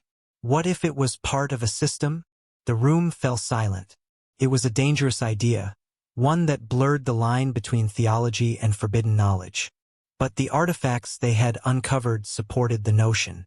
The metal cylinder that hummed when rotated, the star map fragments, the resonant stonework, the scrolls describing chambers that manipulated sound and light. None of these belonged to the traditional image of the Arkansas. Yet all of them could conceivably be components of a larger design. A design capable of producing the same awe, terror, and destructive force the scriptures attributed to the Ark itself. There were accounts of soldiers struck dead for touching the Ark, of cities falling when it was carried around their walls, of divine fire consuming the unworthy. Medieval minds interpreted these as miracles or curses. But to a knight who had seen symbols, tools, and construction far ahead of their time, the stories took on a different shape. Perhaps the Ark emitted energy harmful to those who approached without understanding it. Perhaps the priests who carried it used rituals to align themselves with its effects. Perhaps divine fire was not symbolic but literal, an unleashed force. These were not conclusions the Templars embraced easily. They were men of faith, but faith itself compelled them to consider the truth of the ancient world. God often worked through wonders that defied comprehension. And some wonders, once understood, ceased to look like miracles and began to look like knowledge. The deeper the order explored these ideas, the more their behaviors changed. They studied the patterns etched into the stone, searching for repetition. They examined accounts from different cultures, Egyptian tales of sacred boxes that emitted light, Babylonian myths of vessels that called down divine storms. Strangely, many of these stories included descriptions eerily similar to the Arkansas. The Templars began to suspect that multiple civilizations had once guarded similar objects, or perhaps the same object, passed through generations under new names. Yet one question overshadowed all their inquiry. If the Ark was real, and if it had once been hidden beneath Solomon's temple, where was it now? Some knights believed it had been moved to Ethiopia, following the legends of the Queen of Sheba. Others thought it had been taken by priests who fled Jerusalem through secret tunnels before the Babylonians arrived. A few suspected it had been dismantled intentionally, disassembled into components scattered across different regions to prevent misuse. But a small number of the knights, those who had spent the most time in the deep chambers, believed something more unsettling. They thought the Ark was still there, just not in the form they expected. One particular chamber, sealed behind a wall of massive stones, emitted a faint vibration when the knights placed their hands upon it. The resonance was subtle, like the purring of an animal or the hum of distant thunder. Their tools could not penetrate the wall. Their torches flickered oddly when brought close. The Templars left it alone, not out of fear, but out of a sense that forcing entry might trigger something they could not control. Still, the experience lingered with them. It planted a seed of awe, curiosity, and dread. As the Templars returned to Europe, they did not carry the Ark in a physical sense. But they carried something perhaps more potent, an understanding, however incomplete, that the Ark was not merely an artifact but a phenomenon. A force bound not to a single object, but to knowledge. A force that appeared wherever sacred geometry, ancient science, and ritual converged. A force deeply intertwined with the temple itself. And as the knights began to realize this truth, another realization followed. Whatever the Ark truly was, it had not vanished from history. It had simply changed form, waiting for those who understood its secrets to find it again. And the Templars, willingly or not, had become the latest keepers of that secret. To understand what the Templars uncovered beneath the Holy Land, one must first understand the man whose name echoed through every chamber they explored: Solomon. In the medieval imagination, Solomon was the wise king of Scripture, the builder of a glorious temple, the ruler endowed with divine judgment. But beneath the religious stories lay an older, more complex figure. A man tied to legends of ancient technology, mystical sciences, and secrets whispered across civilizations. By the time the Templars pieced together the fragments they had found, they realized they were not merely chasing the legacy of a biblical king. They were chasing the shadow of a forgotten age. Solomon's reputation extended far beyond faith. From Arabia to Ethiopia, from Egypt to Persia, he appeared not just as a monarch but as a master of esoteric knowledge. Islamic manuscripts described him controlling jinn through polished metal seals. Ethiopian texts spoke of him possessing knowledge of the heavenly mechanics. Jewish mystics claimed he understood the geometry of creation, not metaphorically, but as a literal pattern embedded in the world's foundations. To medieval knights steeped in scripture, these stories sounded exaggerated or symbolic. But when they began uncovering artifacts beneath the Temple Mount, diagrams of architecture aligned with celestial events, metal tools that resonated with vibration, scrolls describing harmonic chambers, they started to wonder if the legends contained kernels of truth. Perhaps Solomon's true power had not come from political brilliance alone, but from knowledge inherited from civilizations long vanished. The puzzle deepened when the Templars studied the enigmatic tablet discovered in the first vault. Its carvings did not match Hebrew script, nor any language known to European scholars. Yet embedded in those symbols were mathematical forms, triangles, spirals, ratios, that mirrored the geometry found in ancient temples across Egypt and Mesopotamia.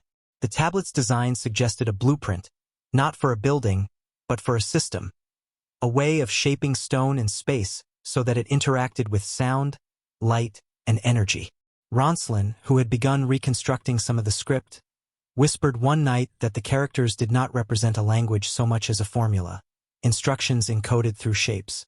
The knights gathered around him as he traced the patterns with trembling fingers and muttered, "If this is authentic, Solomon was not just a builder. He was an engineer of sacred forces." The phrase stunned them. Engineers did not exist in their world, not in the modern sense. Architecture was based on tradition and intuition, not scientific precision. Yet here was evidence that centuries before Christ, someone had understood principles that would not be rediscovered in Europe for another millennium. The more the knights studied, the more Solomon's image transformed. He appeared not as an isolated genius but as a collector of ancient wisdom. Like a man standing at the end of a long lineage of forgotten thinkers, inheriting knowledge from cultures erased by time. Egyptian priests, Mesopotamian scribes, astronomer magi from Babylon, all may have contributed fragments to the wisdom embodied in the temple. This idea unsettled the Templars. It suggested that the Temple of Solomon was not a purely Hebrew creation. It was a culmination, a fusion of knowledge preserved across civilizations. And that knowledge had been dangerous enough that someone had taken extraordinary measures to hide it.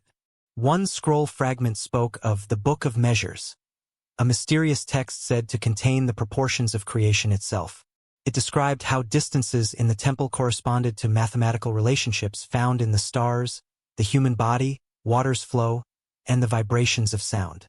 To the Templars, the idea that faith and mathematics were intertwined so deeply felt almost sacrilegious, and yet the evidence lay in their hands. When they secretly compared the dimensions of Templar buildings constructed after their return from Jerusalem, a startling pattern emerged. Many of the order's chapels reflected the same ratios hinted at in the ancient scrolls. Circular rooms where chants produced prolonged echoes. Domes aligned with sunrise on specific feast days. Pillars arranged according to a rhythm recognizable only to those who understood the hidden mathematics. It was as if the order had been experimenting, not blindly, but guided by something they had glimpsed beneath the temple. Some knights embraced this knowledge with reverence, believing it revealed deeper truths about God's creation. Others feared they were stepping into waters the church would consider forbidden. If word of these discoveries spread, the order could be accused of meddling with pagan science or corrupting Christian doctrine. But the greatest fear came when they finally understood what this knowledge implied. If Solomon had mastered these ancient sciences, he may have used them for purposes the biblical texts never mentioned. Perhaps he built the temple not simply as a place of worship, but as a functional device. A structure designed to amplify spiritual experience, influence consciousness, or channel forces not yet understood. The Templars remembered the chamber beneath the mount that seemed to vibrate when approached. They remembered the metal cylinder that sang when its rings were turned. They remembered inscriptions describing rituals involving light and resonance. The possibility dawned in quiet horror. Solomon's temple may have been a machine, not a machine of gears and levers, but a machine of stone and mathematics, designed to interact with subtle forces woven through the world. And whatever its purpose had once been, it had required extraordinary knowledge carefully hidden, deliberately buried, perhaps even feared. The knights began piecing together a picture that challenged everything they knew. That Solomon was not just a wise ruler, but the inheritor of ancient engineering passed down from civilizations whose traces barely survived. That the temple had been aligned to the cosmos with a precision lost to medieval Europe. And that beneath its ruins still lay the remnants of a science too advanced for their time. If this was true, then the Templars had not merely discovered history. They had uncovered a forgotten intelligence, a blueprint encoded in stone and scripture alike. And now, armed with fragments of this knowledge, they faced a new burden. The duty to protect it, decipher it, and decide whether the world was ready for the truths it contained. A burden that would ultimately shape the destiny of their order, and lead them toward a fate no one could yet foresee. The discoveries beneath the Temple Mount did more than astonish the Templars. They began to change the very way the knights perceived the world. Up to this point, they had lived within the framework of medieval Christian thought. Reality was divided into the sacred and the mundane, miracles belonged to God alone, and the physical world was simple, understandable, predictable. But the structures, objects, and scrolls buried in Jerusalem shattered those assumptions. They hinted at an ancient understanding of reality, a fusion of science, architecture, and spirituality so refined that the medieval mind struggled to grasp it. The more the Templars studied their findings, the more they realized that the ancient priests had not separated faith from knowledge.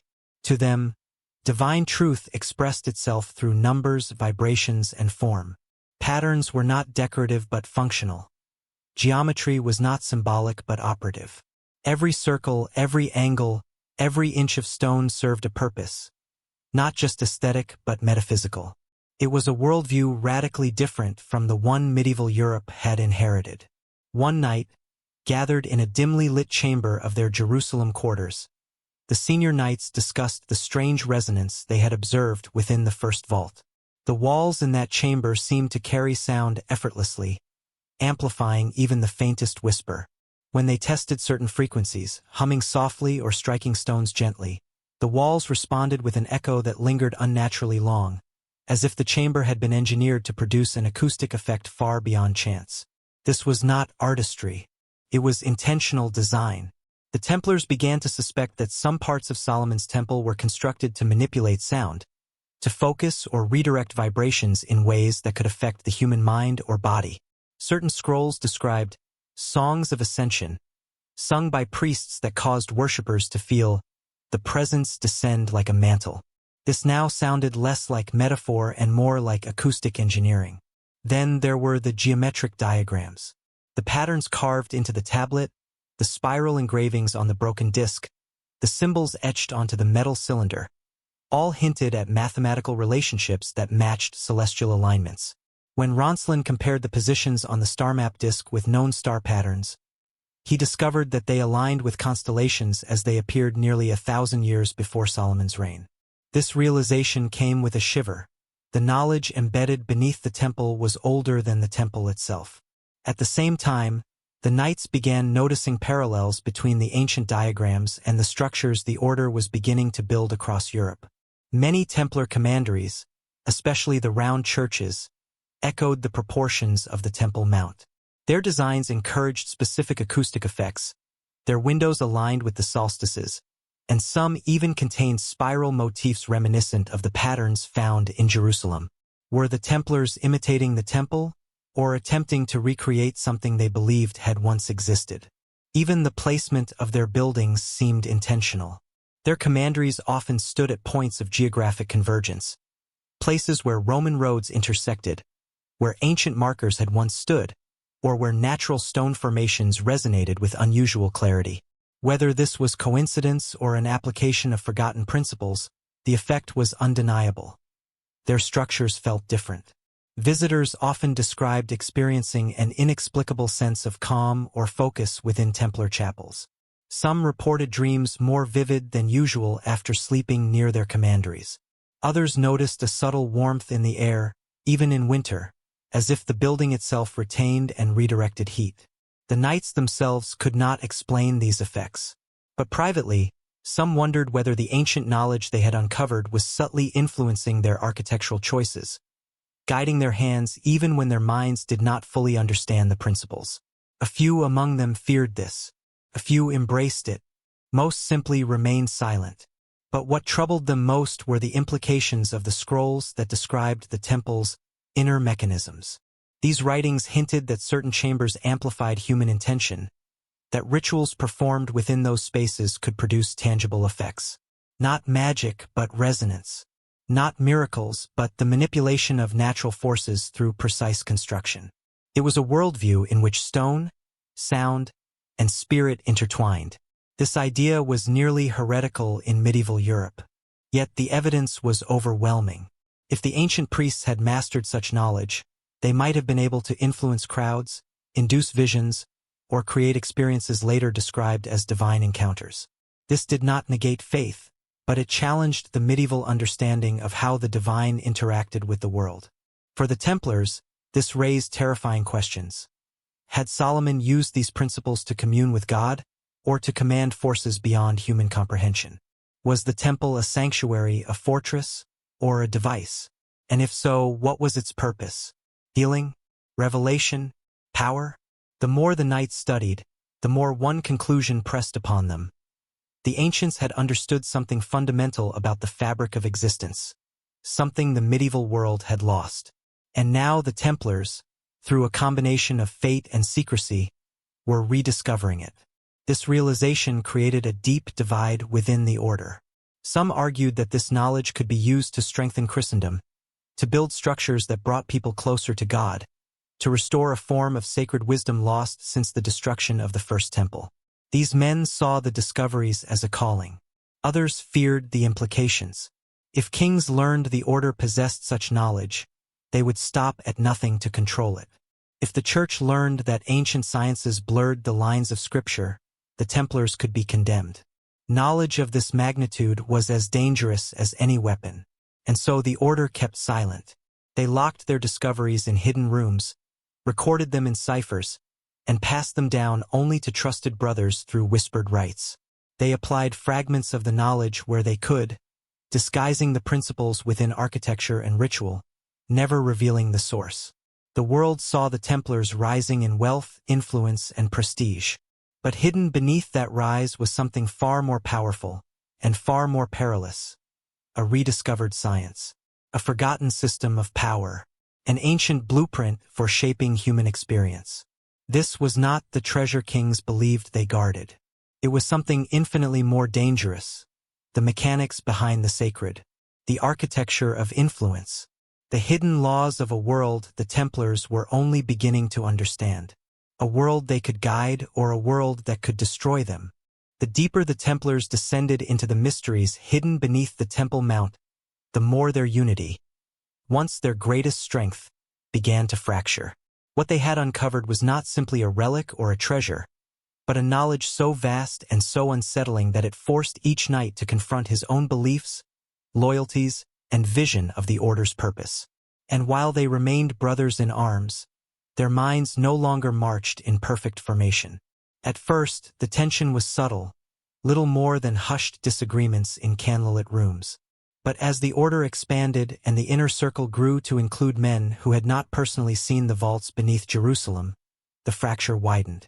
Those who had witnessed the discoveries firsthand carried a silent burden, one that shaped their decisions and ignited fear in others who sensed something concealed just beneath the surface.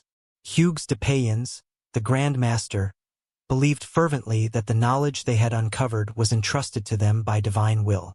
He saw it as a sacred responsibility, something to be safeguarded, not exploited. His vision for the Order was one of protection and preparation. The Templars would act as guardians of truths the world was not yet ready to understand. He insisted that secrecy was the only way to prevent misuse. But not all agreed. Among the most conflicted was a knight named Geoffrey de Saint-Omer, a brilliant, ambitious man whose loyalty had never been questioned until the discoveries in Jerusalem. Geoffrey argued that the knowledge they uncovered was meant to strengthen Christendom. If the ancients had understood how to harness sound, light, and geometry for healing, clarity, or spiritual elevation, why should the Templars keep such gifts hidden? Should they not use this wisdom to build stronger fortresses, improve the lives of the faithful, and perhaps even reclaim the Holy Land for good? His argument was dangerous because it had merit. Another faction, led by Ronslin, the translator of the scrolls, took a different stance entirely. He believed the knowledge they carried was not divine blessing but a trial, a test to determine whether humanity could handle truths that blurred the lines between spirituality and force. Ronslin feared that even within the Order, men might succumb to the temptation to wield ancient knowledge for personal ambition. One night, deep within a Templar commandery in Acre, the senior knights gathered in a stone chamber lit only by the wavering glow of 4 torches. The air was thick with heat and tension as two factions faced each other, divided by philosophy as much as secrecy. "We swore vows," Hugues said quietly, his voice steady despite the conflict. "We protect pilgrims. We defend the Holy Land. We pledge obedience. We do not govern the world with secrets we barely understand." Geoffrey's eyes burned with intensity. And what if this knowledge is the key to ending suffering? What if Solomon understood how to build a kingdom of order, stability, and peace, not through war, but through enlightenment? Are we to bury what God placed in our path? Ronslin slammed his fist against the table. "You speak of enlightenment, but I see ambition. These are tools we cannot wield without consequence. Look at the rulers of Europe. Look at the Church. If they learned what we know, they would tear each other apart to control it." The argument spiraled, each man raising points founded in fear, faith, and conviction. The Order, once united by a single purpose, now found itself divided between caution and possibility. Outside the chamber, younger knights sensed the tension even if they did not understand its source. They noticed the hierarchy tightening, decisions being made behind locked doors, certain brothers sharing glances heavy with unspoken warnings. Rumors circulated, whispers of a secret deeper than relics, older than scripture. The Order's famed discipline began to fray. The tension seeped into their rituals too. Initiation ceremonies grew more elaborate. Senior knights added symbolic gestures inspired by the ancient patterns found in Jerusalem, gestures whose meaning they never explained. Some brothers embraced these new mysteries with zeal, believing they were part of a divine tradition stretching back to Solomon himself. Others watched with unease, fearing the order was drifting toward practices the church would condemn as heresy. These internal divisions became more pronounced when the Templars began receiving invitations from kings seeking alliances. Geoffrey saw opportunity. Powerful allies could help them protect their discoveries. Hughes saw danger. Kings would demand access, explanations, perhaps even leverage. Ronslin saw catastrophe, a path that would lead the order to become pawns in a struggle for ancient knowledge. And then came the most divisive issue of all, whether to expand their inner circle. Some argued that more minds were needed to decipher the scrolls, to study the acoustics, and to experiment with the geometric principles hidden in the temple's design. Others feared that widening the circle would increase the risk of betrayal or misuse. Thus the order became polarized, its future hanging in the balance. One night, after a heated council, Geoffrey confronted Hughes privately. "Do you not see?" Geoffrey pleaded. "The world is changing. Kingdoms rise and fall. Armies march. And we hold something that could guide humanity onto a better path. But you would have us hide it like frightened children." Hughes looked at him with sorrow, not anger. "A thing can glow like light, yet burn like fire. Not all gifts are meant to be opened." This was the moment the Order's destiny began to shift, not because of outside enemies, but because of internal doubt. The Templars feared betrayal not from the world, but from within their own ranks. Unity turned into tension, tension into mistrust. And far below the surface of these debates, another truth coiled silently in the hearts of the knights. Each man feared the same thing, that one of his brothers believed himself worthy to use the ancient knowledge for purposes the rest could not foresee. The cracks in the order had formed, and though invisible from the outside, they were growing. Soon the world would exploit them, and the fall of the Templars would begin not with swords, but with whispers. Philip IV of France was not born a tyrant. He became one, and his transformation was driven not only by greed or ambition, but by something far more corrosive: fear, the fear of a power he could neither understand nor control. By the time the Templars reached the height of their influence, Philip, known to history as Philippe le Bel, had already begun unraveling under the weight of insecurity. He was a king who saw threats everywhere, especially in those who did not bow before him. From the moment he inherited the throne, Philip found himself trapped in a web of financial disasters. Wars with England, conflicts with Flanders, and internal revolts had drained the royal treasury. France, once the wealthiest kingdom in Europe, was buckling under the strain of debts. Debts owed to merchants, bankers, and most dangerously, the Knights Templar. Their headquarters in Paris stood practically in the king's backyard, and yet they operated independently, answerable not to him but to the Pope.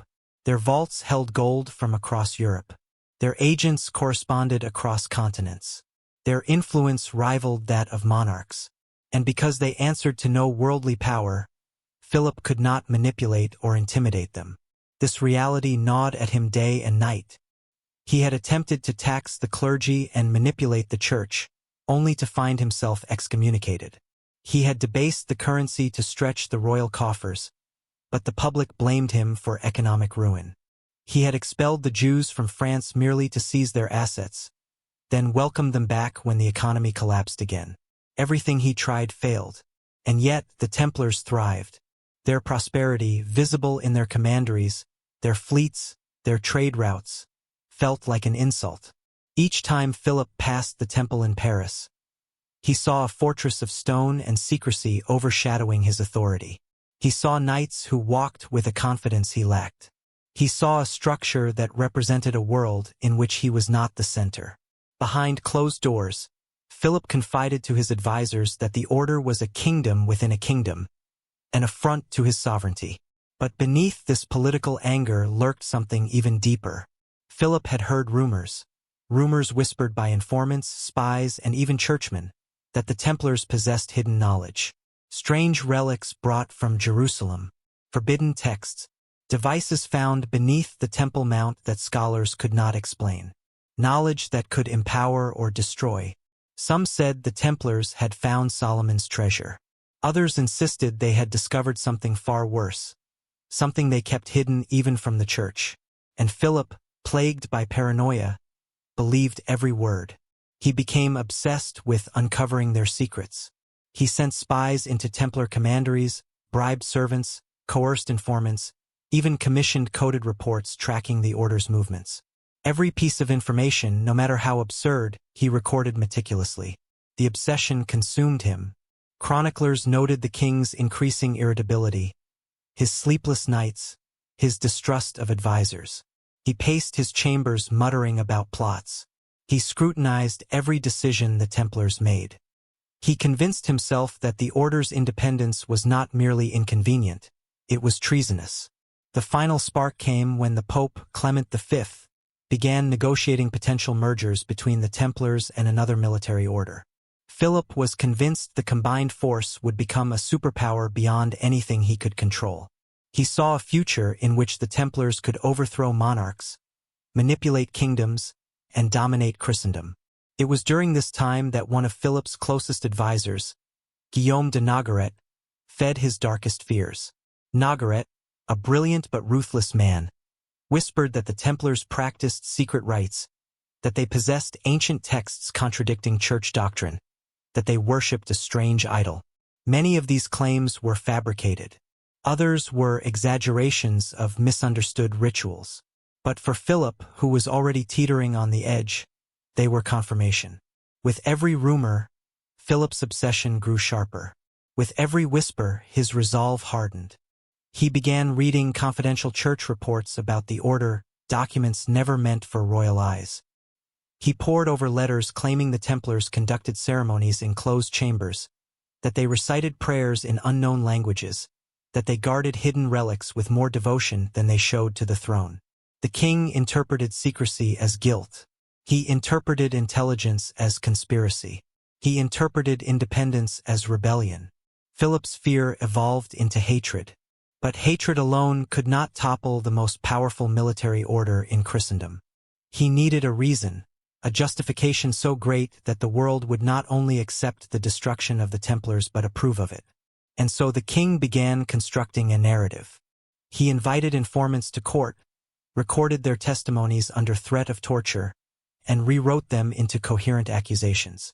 He formed a council of lawyers to draft charges: heresy, blasphemy, idolatry, immoral rituals, treason. He was careful to include every detail that would horrify the public, even if it had no basis in truth. The Templars, Philip claimed, were guilty of crimes so monstrous that their very existence threatened the soul of Christendom. By the time he was finished, Philip had transformed paranoia into power. He convinced himself that he was not attacking sacred knights but purging the world of a secret danger. He told his advisors the Templars had betrayed both God and king. And yet, behind all the justifications, behind all the political maneuvering, behind all the public accusations, one truth pulsed like a heartbeat. Philip had become terrified of what the Templars knew. He feared the scrolls. He feared the relics. He feared the ancient systems the knights were piecing together. He feared the power of knowledge, a power greater than any crown. By the time he signed the arrest warrants, Philip was no longer acting as a king. He was acting as a man driven by a consuming obsession. If he could not control the Templars, he would destroy them. If he could not possess their secrets, he would erase them from the world. And so began the slow tightening of a noose that would one day make the night of October 13th, 1307, infamous. A night when the king's obsession sparked a tragedy that would echo through history.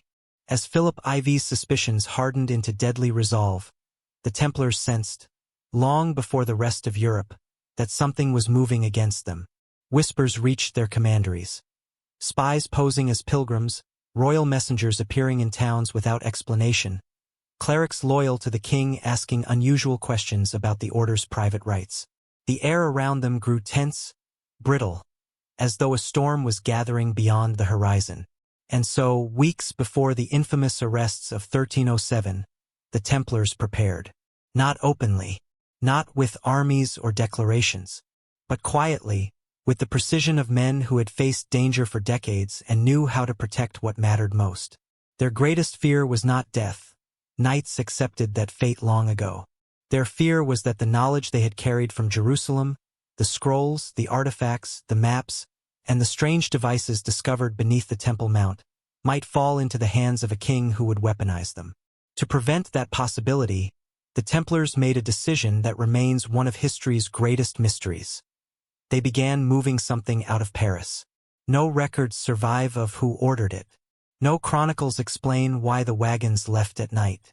But eyewitnesses, common citizens, merchants, guards, told the same story. In the days before the arrests, sealed carts rolled out of the Paris temple. 3 or 4 heavy wagons, each escorted by armed knights. The carts were covered in thick canvas, tied with ropes, and carried with an urgency that suggested their contents were of immeasurable value. No one was told what lay inside. The escorts did not speak. They rode at the dead of night, avoiding the main roads, slipping into the countryside like ghosts. Some believed the wagons carried gold, the legendary treasury of the order. But others, those who had worked near the temple and had heard the Templars' hurried whispers, sensed it was something else, something more important than wealth, more fragile, more dangerous. Across Europe, the Templars had established a network of safe houses, commanderies, and hidden vaults. They could hide anything, a manuscript, an object, a person, with a level of secrecy unmatched by any kingdom. Their routes stretched from the Iberian Peninsula to the Scottish Highlands, from Cyprus to the shores of Portugal. They were the only organization in medieval Europe capable of disappearing something so completely that even a determined king could not find it again. So when the wagons left Paris, they did so with purpose. Some chroniclers claimed the convoy went north toward the port at La Rochelle, the Templars' largest naval stronghold. Others believed part of the treasure was diverted to smaller commanderies along the way, each carrying fragments of the whole, scrolls split between vaults, relics hidden within chapels, artifacts buried beneath stone houses built by trusted brothers. A chilling detail emerged decades later from a monk who claimed to have spoken with a Templar sergeant before the order's fall. The sergeant told him, "We moved what mattered. Gold can be replaced. Knowledge cannot." The monk asked what knowledge he meant. The sergeant refused to answer. He only said, "If the king finds what we discovered in Jerusalem, the world will drown in war." Those words haunted the monk until his death. The wagons rolled onward. Each night, as they camped in shadowed forests or abandoned barns, the knights guarded the carts like sacred relics. They did not sleep in shifts. They remained awake together, hands on sword hilts, eyes fixed on the cargo. One night, wounded during a skirmish with bandits, begged his brothers not to leave the carts even long enough to tend his injury. He died clutching the rope tied around one of the wagon covers. Whatever lay beneath that canvas, the knights considered it worth their lives. Some speculated the cargo included the scrolls of fire, ancient writings found beneath the Temple Mount, maps of forgotten tunnels in Jerusalem, fragments of the resonant metal cylinder, geometric tablets with celestial alignments, the star map disc, or perhaps something else entirely. There were also persistent rumors, never confirmed, that a sealed chest of stone was loaded onto one wagon. The chest was described as cold to the touch, even though it had been stored indoors. Knights handling it spoke little, but those who overheard them whispered the same unsettling description. "It hums." Whether this was imagination or truth, no one knows. But the wagons did not travel slowly. They moved day and night, resting only when absolutely necessary. As the convoy neared La Rochelle, the sea winds carried the scent of salt and freedom. The port was bustling, as it always was, yet something about the harbor felt tense. Templar ships, sleek, fast vessels used for commerce and pilgrimage, stood ready, their crews prepared for departure without knowing their destination. The moment the wagons rolled into the port's inner courtyard, the gates were sealed. Sentries doubled. No one entered or left. That night, under the cover of darkness and starlight, crates and sealed chests were loaded onto at least one, perhaps several Templar ships. Only senior knights were present. The rest of the crew waited below decks until the cargo was secured. No records remain of what was taken aboard. No manifest survived. No chronicler witnessed the departure. What is known, and what history cannot deny, is this: within days of the wagon's arrival, the entire Templar fleet vanished. When King Philip's men marched into La Rochelle searching for treasures to confiscate, the ships were gone. Not sunk, not seized, simply gone. They had sailed away before the arrests, carrying with them a secret Philip IV would never reach. This disappearance became one of the greatest unsolved maritime mysteries in medieval history. Some believe the fleet sailed to Scotland, seeking refuge with lords hostile to the French crown. Others suspect Portugal, where the Templars later re-emerged under a new name. A few insist the ships crossed the Atlantic centuries before Columbus. But the most compelling theory, the one whispered by the dying Templars during their trials, is that the fleet carried something that could never be allowed to fall into the hands of the king or the church. Something the order had sworn to protect since the day 9 knights descended beneath the ruins of Solomon's temple. And whatever it was, Philip IV would spend the rest of his life searching for it, never realizing it had slipped through his fingers before he even struck the first blow. The treasure was not lost. It was taken away, hidden far beyond the reach of kings. And its disappearance marked the moment when the Templars stopped fighting for influence and began fighting for survival. When the Templar wagons slipped into the fortified harbor of La Rochelle, they carried more than sealed crates and guarded secrets. They carried the final hope of an order that sensed its own doom. The Templars had long treated La Rochelle not merely as a port, but as a sanctuary, a gateway to the Atlantic, a fortress of stone and sail, and a refuge for treasures too consequential to remain on land. And at the heart of this refuge stood a man whose presence was both feared and revered, the last admiral of the Templar fleet. His real name has been lost to history. Some chronicles claim he was called Guillaume de Beaujeu's cousin. Others insist he was an Aragonese knight known only by his sea name, Le Faucon, the Falcon. But what all accounts agree upon is this: he commanded the fleet with unwavering loyalty, strategic brilliance, and a silence as impenetrable as the sea itself. The Templar fleet was not mythical. It was real, a force built over decades of trade, diplomacy, and covert transport. Sleek vessels capable of outrunning pirates. Heavy galleys armed for battle.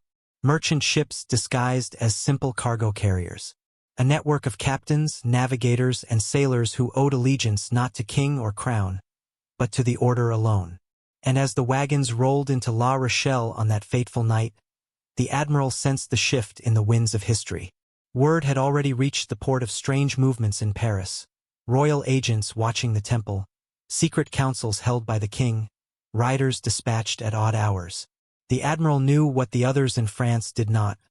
Philip IV was preparing to strike. The harbor was sealed. Torches lined the walls, their light reflecting off the waves like a trail of fire. Templar guards patrolled the ramparts with grim determination. The admiral himself oversaw the unloading of the covered carts, watching as the knights carried the heavy crates up the gangplanks under absolute silence. Some crates required 2, even 3 men to lift. Others seemed almost weightless yet were guarded with even greater intensity. One sealed chest was wrapped in iron bands and placed deep inside the flagship, secured behind a door reinforced with bronze hinges. The admiral touched the surface of the chest briefly. According to later accounts, his hand recoiled when a faint vibration pulsed from inside. A soft, continuous hum that could not be explained by wood or stone. He said nothing. He asked nothing. He understood this burden was not his to question. When the last crate was loaded, the admiral gathered the senior captains inside the great cabin of the flagship. The room smelled of salt, tar, and burning wax. Maps covered the table, maps of the French coast, the Iberian Peninsula, Scotland, Ireland, distant islands, and beyond. The admiral drew a dagger and pressed its tip against the map. "From this moment," he said, "we sail without destination." His voice was calm, but beneath the calm lay a haunting certainty. The order was falling. The fleet was the last escape. If the ships remained in France, they would be seized. If the treasure remained on land, it would be captured. Their only salvation was motion, the open sea. No port, he continued. No kingdom, no harbor can know our course. We sail where the wind carries us, and we do not return. Some captains exchanged uneasy glances, but not one objected. They had taken vows just like the knights on land, vows that bound them to duty above comfort, to secrecy above safety. Outside, the sailors prepared the ships. Rations were loaded, water barrels filled, sails checked and folded. Every man moved with urgency, yet with ritual precision. The people of La Rochelle, watching from behind closed shutters, felt a strange unease. Many had seen Templar ships come and go, but never with such silence, such tension. The entire harbor felt like a beating heart holding its breath. Then came the moment that would echo through legend. At midnight, with the tide rising and the wind shifting toward the open ocean, the admiral raised his arm. A single torch was lit atop the flagship's mast, the signal. One by one, the ships slipped from the harbor like shadows unmoored. Not a horn was sounded. Not a word was shouted. The only sounds were the soft waves kissing the hulls and the creaking of wood as the fleet bled into the darkness. A fisherman watching from the cliffs later swore that the ships moved as if guided by something unseen. Swift, purposeful, almost spectral. He counted at least a dozen vessels before the fog consumed them. By dawn, the Templar fleet had vanished. Not a broken mast washed ashore. Not a surviving sailor wandered into a port. Not a single sighting was ever confirmed by any kingdom. The fleet had dissolved into the vastness of the Atlantic, leaving behind only questions. Where did they go? Some believed the ships reached Portugal, where the Templars were later reborn as the Order of Christ. Others insisted they fled to Scotland, aiding Robert the Bruce after his excommunication.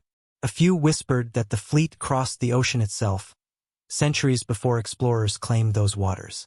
But the most mysterious speculation came from those who studied the Templars' underground discoveries in Jerusalem. These scholars believed the admiral carried not just relics or scrolls, but knowledge too dangerous to remain within reach of kings. Perhaps the fleet sought a place where ancient sciences could be preserved safely. Perhaps they sought a sanctuary untouched by church or crown. Perhaps they carried fragments of something older than any religion, something that had once been buried beneath Solomon's temple and could not be allowed to die. Whatever the truth, one fact stands unchallenged. The admiral and his fleet disappeared with the Order's greatest secret. No mutiny, no disaster, no betrayal, just a clean, deliberate erasure. The Templar fleet did not run. It departed with purpose. And in the centuries that followed, kings and scholars alike would search for clues, convinced that somewhere across the waters, the treasure of Solomon, or its true successor, still waited, guarded by men bound by vows stronger than time. The admiral became more than a sailor. He became a legend, the one who carried the torch of an ancient mystery into the unknown, ensuring that the knowledge of the deep vaults would never fall into the hands of those unworthy to wield it. When the Templar fleet vanished into the Atlantic fog, the world assumed it had sunk beneath the waves or been swallowed by storms. But the truth, whispered only in fragments across centuries, was far stranger and far more deliberate. The ships did not wander aimlessly. They followed paths known only to the senior navigators of the Order, routes plotted long before the fleet ever left La Rochelle. These routes traced coastlines, ancient harbors, and forgotten isles that lay beyond the reach of kings. For the Templars, the sea was not an escape. It was a passage, a bridge to hidden allies and distant sanctuaries where the Order's last hope could survive. The journey began with a violent storm. As the fleet pushed westward, the sky darkened with unnatural speed. Clouds rolled across the stars like a curtain. The wind turned wild, tearing at the sails. Waves slammed against the hulls, dragging the ships into the maw of the tempest. The admiral stood at the helm of the flagship, rain blurring his vision, salt stinging his eyes. He barked orders that vanished into the wind, yet his crew followed with unwavering discipline. Many sailors believed the storm was no accident. Some whispered that the sea itself was testing them. Others feared that the treasure they carried, The sealed chest, the scrolls, the strange metal fragments, had awakened forces that rejected their passage. But the admiral refused to yield. Through the chaos, he navigated by instinct and memory, guiding the ships toward calmer waters. One by one, the vessels emerged from the storm, battered but intact. When the sun finally broke through the clouds, the fleet found itself drifting near a rugged, mist-shrouded coastline, the northern kingdom of Scotland. There, in the wild highlands, the Templars held allies the French king could never reach. Robert the Bruce, newly crowned, excommunicated, hunted by England, was said to welcome any force that could challenge his enemies. The Templar fleet anchored in a hidden cove, where cliffs towered like ancient guardians. Riders arrived in secret, bearing the marks of the Scottish resistance. They guided the knights inland, through moors and forests, to a place where the order could breathe without fear. Some historians believe the Templars fought at Bannockburn alongside Scottish warriors, their presence disguised, their banners hidden. Others claim the fleet stayed only long enough to unload part of its secret cargo. What they left behind in Scotland remains a matter of speculation. Certain manuscripts speak of a stone chest hidden within a ruined chapel, sealed with Templar sigils. Some locals tell of nights when strange lights flickered inside the hills, accompanied by low hums, as though something beneath the earth responded to unseen triggers. Yet Scotland was only the first destination. Once the fleet replenished supplies and secured its alliances, it set sail again, this time heading south along the Atlantic coast, navigating waters known only to sea rovers and monks who kept ancient maritime lore. The admiral followed not the usual trade routes but older paths, marked in faded Templar charts with symbols resembling stars, spirals, and arrows pointing toward places unrecorded on medieval maps. The next major refuge was Portugal, where King Denis had long offered protection to the Templars. Portugal was a land forged by exploration. Its sailors braved waters that others feared, guided by winds that swept them toward the unknown. There, the Templars found both safety and purpose. They built fortresses that later became the foundation of the Order of Christ, a new brotherhood in all but name. It was in these Portuguese strongholds that much of the Templar knowledge was preserved, copied, and encoded into rituals that would later guide the age of exploration. But Portugal was not the fleet's final destination. There are tales, found in the archives of Lisbon, in Gaelic legends, and in the oral histories of certain Atlantic islands, that Templar ships reached far beyond the borders of Christendom. They sailed to uncharted coasts, guided by celestial diagrams similar to those found in the vault beneath the Temple Mount. Some legends speak of the fleet reaching the Azores, long before official discovery. Others suggest voyages to the Canary Islands, where ancient stone structures mirrored those of forgotten cultures in the Near East. But the most controversial whispered theory, the one that scholars fear to discuss openly, is that part of the fleet crossed the Atlantic itself. There are indigenous carvings in North America depicting men with crosses on their chests. There are ruins in hidden valleys that echo Templar architectural ratios. There are oral traditions of pale strangers who arrived centuries before Columbus, carrying chests they never allowed anyone to open. No proof remains, but the stories persist. What is known is this: wherever the fleet traveled, it carried with it fragments of something older than the order itself, relics and scrolls whose secrets could reshape kingdoms or shatter them. And the Templars understood that the greatest danger was not the knowledge itself, but the hands that might one day seize it. Thus, the admiral's mission was not to find a single sanctuary. It was to scatter the fragments across many lands, ensuring no king, no pope, no empire could ever gather them again. Some fragments went to Scotland, others to Portugal. Still others vanished into the rolling fog of the Atlantic. As the ships sailed across the edge of the known world, the Templars felt a strange mixture of loss and hope. They had left behind Europe, a continent sinking into corruption and political bloodlust, and ventured into horizons where history had not yet been written. They were no longer knights bound to a single kingdom. They were guardians of an ancient inheritance, travelers on a path carved by fate and necessity. And with every mile of open sea, with every gust of ocean wind, they carried with them a truth the world would one day uncover: that the treasure of the temple was not gold. Not jewels. Not the Arkansas. It was knowledge, knowledge powerful enough to reshape the destiny of mankind. And the fleet, sailing across the edge of the map, had ensured that knowledge would survive long after the order itself was shattered. Legends of the Holy Grail had filled Europe with wonder for centuries. A chalice that glowed with divine light, a cup that caught the blood of Christ, a relic so sacred that only the purest of knights could hope to glimpse it. But for the Templars, who had descended into chambers beneath the Temple Mount and uncovered fragments of knowledge lost to time, the traditional image of the Grail began to feel like a shadow of a deeper truth.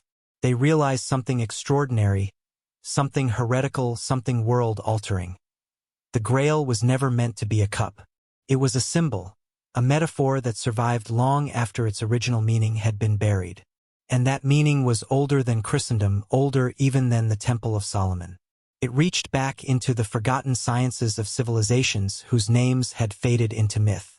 The revelation came slowly, piece by piece. First, there were the scrolls, those fragile, flame-etched writings that spoke not of objects but of wisdom. The texts described vessels that hold the light of understanding, containers of the sacred pattern, and keepers of the hidden measure. Nowhere did they speak of pottery or metal cups. Instead, they described knowledge itself as a vessel. Then came the geometric tablets, carved with spirals that seemed to unfold infinitely. One of the diagrams represented a chalice-like curve, but it was not a drinking cup. It was the shape of a wave, a resonance pattern used to amplify sound. To those who deciphered the tablet, it looked eerily like the mathematical form of a harmonic standing wave, a physical phenomenon unknown to medieval Europe, but essential to acoustics in the temple chambers.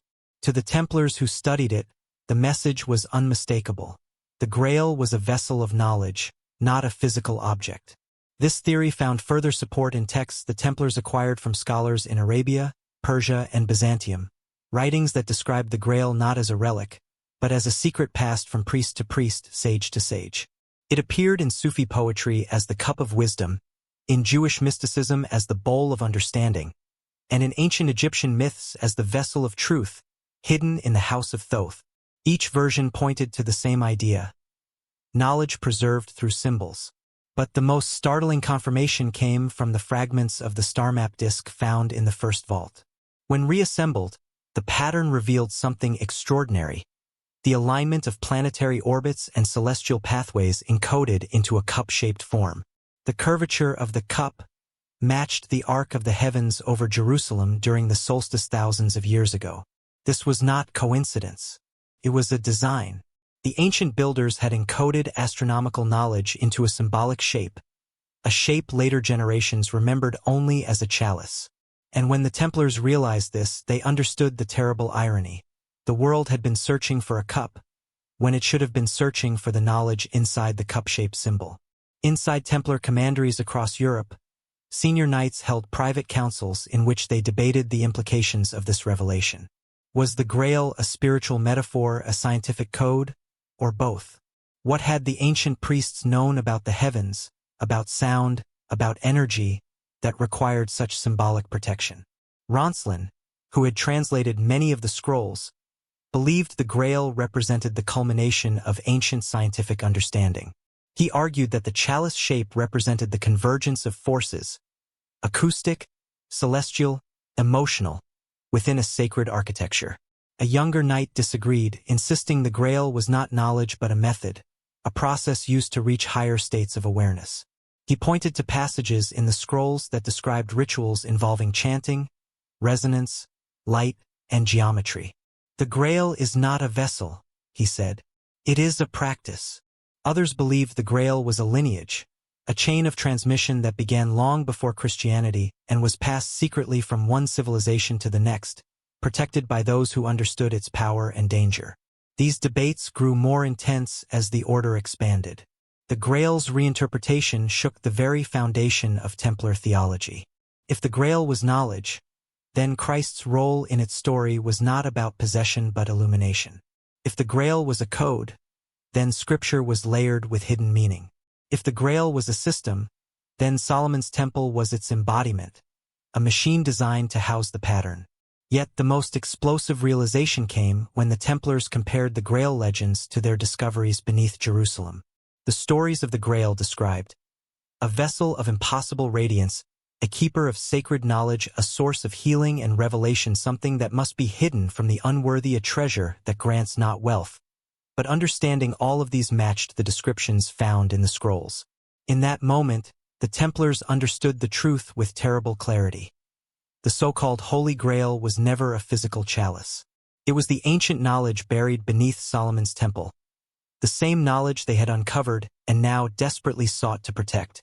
The Grail was the geometry of sacred spaces, the science of resonance, the star-aligned architecture, the coded scrolls of the ancients, the understanding of how structure, sound, and consciousness intertwined. It was the lost science of the ancient world. A treasure far more valuable than any golden cup. And suddenly, the entire drama of the Templars' rise and fall took on new meaning. The kings hunted them not for relics, but for knowledge. The church condemned them not for heresy, but for understanding too much. The order carried not gold, but a blueprint for interpreting reality itself. The Grail was not a thing. It was a truth the Templars believed could illuminate the world, or plunge it into chaos if held by the wrong hands. And so, as the order crumbled under the weight of persecution, the knights carried these fragments of ancient wisdom across oceans, mountains, and generations, protecting the Grail not as a relic, but as a spark that waited, hidden, for a time when the world would finally be ready to see the Grail for what it truly was, a knowledge capable of reshaping destiny itself. As the Templars pieced together the fragments of forgotten civilizations, ancient sciences, and symbolic systems buried beneath the Temple Mount, a terrifying question began to rise within the order. What if the truths they uncovered were never meant to survive? In medieval Europe, where the church ruled all knowledge and kings depended on divine authority to legitimize their power, any idea that contradicted doctrine was more than dangerous. It was heresy. And the Templars, knowingly or not, had begun unearthing ideas that threatened the very foundation of Christian cosmology. The earliest warning signs came from the scrolls themselves. These writings did not describe God as a distant figure in the heavens, but as a force woven into geometry, vibration, and structure. They implied that creation followed patterns, repeatable, measurable principles, not merely miracles. They hinted that the ancients understood subtle energies, sound harmonics, and astronomical cycles in ways that blurred the line between science and spirituality. To the Templars, these ideas were stunning. To the medieval church, they were lethal. One scroll fragment spoke of the breath of the stones, describing how certain chambers resonated with chants that altered human consciousness. Another described the veil of frequencies, suggesting that divine visions could be induced through sound. A third fragment referenced a light without flame, an illumination that seemed to come from the stones themselves. If these ancient texts were taken literally, they suggested that the priests of old could generate experiences that medieval theology would interpret as visions, miracles, or even divine encounters. In the wrong hands, such techniques could make any man appear touched by God or cursed. This idea terrified the Templar leadership. If a king or pope mastered such methods, he could manipulate nations. He could create miracles at will.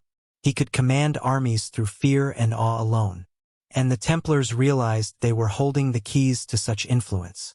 As their understanding deepened, they discovered even more troubling content. Some scrolls contained star charts that contradicted the medieval belief that Earth stood at the center of creation. Others hinted at cyclical time, ages of rise and fall, destruction and rebirth, directly challenging the Church's linear view of history. A fragment even suggested that spiritual awakening came from alignment with cosmic forces, not solely through scripture or sacraments. Had these writings been revealed publicly, the Church would have faced a crisis unlike anything in its history. Scripture would be questioned. Authority would crumble. Faith would be shattered. And so the Templars hid them. But secrecy came at a terrible cost. Whispers began to slip from the order, not intentionally, but through fragments seen by servants, misunderstood rituals observed by spies, and confessions extracted under duress from weaker recruits. These whispers, carried to the ears of kings and bishops, took on lives of their own. They practiced forbidden rites. They summon spirits through chanting. They worship strange forces. They deny the Pope's authority. They possess scrolls that challenge the creation story. Rumors grew, distorted with each retelling. A scribe misinterpreted an ancient geometric diagram as a pagan symbol. A servant overheard a discussion about resonance and assumed it was sorcery. A captured knight muttered about light without flame, and interrogators twisted his words into blasphemy. The Church, already concerned by the Templars' independence, began to suspect heresy, not because of what the order taught, but because their secrets were too vast to be benign. The heresy accusations soon multiplied. Accusation 1. The Templars worshipped an idol. This referred to descriptions of an object found in Jerusalem, possibly a resonant device, but was twisted into claims of pagan statues or demonic heads. Accusation 2. They denied Christ. This came from misunderstood initiation rituals that emphasized humility and purification, not sacrilege. Accusation 3. They practiced forbidden knowledge. This was the one accusation rooted in truth, but not in the way the Church imagined. Anything that did not fit within accepted doctrine became evidence of sin. Anything that suggested the ancients understood forces beyond the Church's control was labeled evil. The internal tensions within the order made matters worse. Geoffrey's faction, eager to explore the ancient sciences, sometimes pushed boundaries that unsettled more conservative brothers. Experiments with sound chambers, symbolic rituals, and star alignments were kept hidden, but not well enough to prevent rumors. Soon, the idea of Templar heresy spread like wildfire. Kings whispered that the order possessed secret books. Clergy insisted the Templars performed rituals older than Christ. Merchants claimed Templar symbols appeared on ancient ruins unrelated to Christianity. Fear became its own justification. Some believed the Templars sought to build a new world order based on ancient knowledge. Others believed they intended to revive pagan science. A few claimed they were trying to replicate the power of Solomon. But the most frightening belief, the one that kept kings awake at night, was this: what if the Templars had discovered a truth that made both kings and church irrelevant? A truth that showed divine authority was not exclusive to Scripture. A truth that revealed the ancients had commanded forces modern rulers could not comprehend. A truth that could make the powerful powerless. This fear crystallized into hostility. By the time Philip IV launched his assault on the order, the Church was already primed to believe the worst. Their secrecy had been interpreted as guilt, their knowledge as rebellion, their discoveries as blasphemy. The Templars knew they were misunderstood, but they also knew the truth was too dangerous to clarify. Their silence, meant to protect the world, was used as the very rope that would hang them. In the end, the Templars were not condemned for anything they had done. They were condemned for what they knew, for truths the world was not ready to accept, for knowledge that blurred the lines between religion, science, and power. And for that, the Church would do anything to ensure those truths never saw the light again. When Philip IV finally struck, his campaign did not unfold in the open like a battlefield charge. It descended like a fog, silent, suffocating, inescapable. The king's agents moved through France with secret orders sealed in wax and silence. Their goal was simple: extract confessions at any cost. And so the Inquisition, already infamous for cruelty, became the king's personal weapon against the Templars. But the Inquisition did not merely seek to punish the knights. It sought to rewrite their story. The first arrests were brutal but predictable. Templar houses were stormed. Knights were dragged from their beds in chains. Their treasures were confiscated, their horses seized, their armor stripped from their bodies. But the real violence began once the prisoners were handed over to the inquisitors, men who wielded fear with the precision of surgeons. Interrogation chambers filled with the crackle of torches and the smell of damp stone. Tables were lined with devices engineered not for truth, but for breaking the human spirit. Whips, racks, branding irons, boots that crushed bones, all arranged like instruments in a grotesque orchestra. The inquisitors wanted names. They wanted rituals. They wanted heresy spelled out in exquisite detail. But above all, They wanted secrets. Secrets the order had kept since Jerusalem. Secrets kings had died to possess. Secrets no knight would reveal voluntarily. The Templars were not perfect men. Some panicked. Some wept. Some broke quickly. But others endured suffering so severe that witnesses later wrote that their silence was a miracle greater than any attributed to saints. One knight endured the rack so long that his joints detached, yet he told his torturers only the same words. We rode. We prayed. We kept our vows. The interrogators found this answer intolerable. They needed heresy, and if they could not find it, they would manufacture it. And so began a new phase of the Inquisition, imagination. Interrogators started asking leading questions, describing the accusations themselves, hoping the prisoners would break under fear and repeat them. They asked if the knights had spat on the cross. They asked if initiates denied Christ. They asked if the Templars worshipped strange idols or engaged in forbidden rituals. Most knights denied everything. But after hours, days, weeks of torment, some whispered yes, simply to make the pain stop. These confessions were instantly recorded, carefully edited, and presented as proof of a conspiracy so elaborate it could justify the destruction of the entire order. But something else happened, something the king did not expect. The more the inquisitors pressed, the more they stumbled onto fragments of truth they could not comprehend. One wounded knight, delirious with pain, murmured about scrolls of fire hidden beneath Jerusalem. Another spoke of the chamber that sang without voices. Another muttered about the vessel that holds no water, only light. The inquisitors pressed eagerly, thinking they were uncovering rituals or idols. But these were fragments of ancient knowledge, half-remembered under agony. When scribes transcribed these confessions, they did not understand the context. They twisted the words into new forms. Scrolls of fire became demonic parchments. Light without flame became witchcraft. The chamber that sings was recorded as a ritual hall of blasphemy. Truth was being warped into weaponry. A small circle of churchmen in Rome received excerpts of these documents and were horrified, not by heresy, but by the implications. They recognized references to forgotten mystical traditions, fragments of ancient knowledge mentioned in obscure Jewish and Arabic texts. They realized the Templars had indeed uncovered something beneath Jerusalem, something the Inquisition should never have heard. Rome panicked. The Church feared that, if these hints spread, scholars might begin to question Scripture, to investigate ancient sciences, to re-examine the origins of sacred architecture. Worse, kings might begin hunting the remnants of whatever the Templars had discovered. If that happened, all of Europe could descend into chaos. Thus began a clandestine effort by certain cardinals to smother the truth.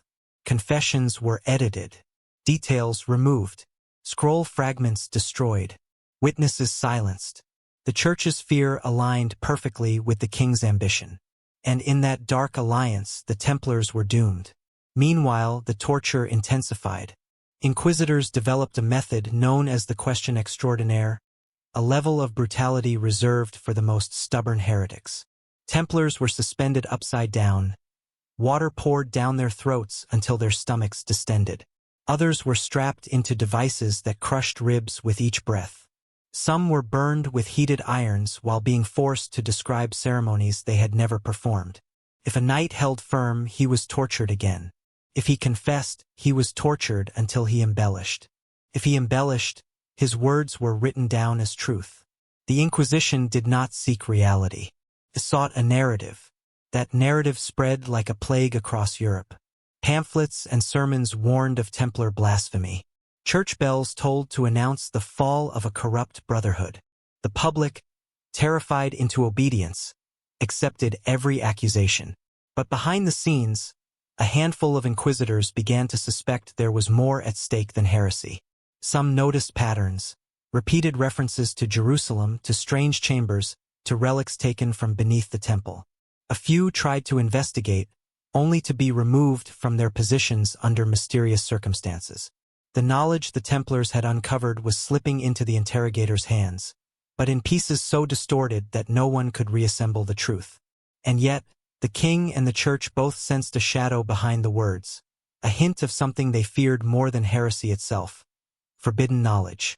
The Inquisition's cruelty grew fiercer, driven by desperation. They believed that if they pressed hard enough, the Templars would reveal the treasure, the relics, the powers they were rumored to possess. But the knights held their silence. Even under unimaginable agony, most refused to reveal the true secrets of the temple. Their restraint became a final act of defiance. By the end of the interrogations, hundreds of knights were dead.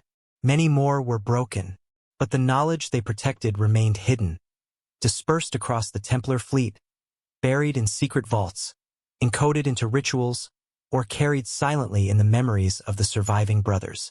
The Inquisition believed it had won. The king believed he had destroyed the order. The church believed it had suppressed a dangerous heresy. But none of them realized the truth.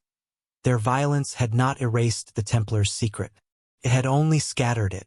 And secrets scattered have a way of rising again, like embers carried by the wind, waiting for the world to burn once more.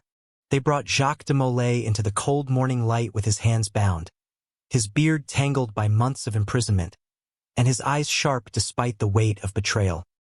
He was no longer the Grand Master of the Knights Templar, at least not in the eyes of king or pope. Yet in that moment, in the silent square of Paris, he carried more dignity than all of Christendom's crowned rulers combined. For years he had watched his brothers dragged into cells, tortured until their voices shattered, forced to confess to impossibilities. He had listened as scribes twisted their agony into accusations designed to please a paranoid king.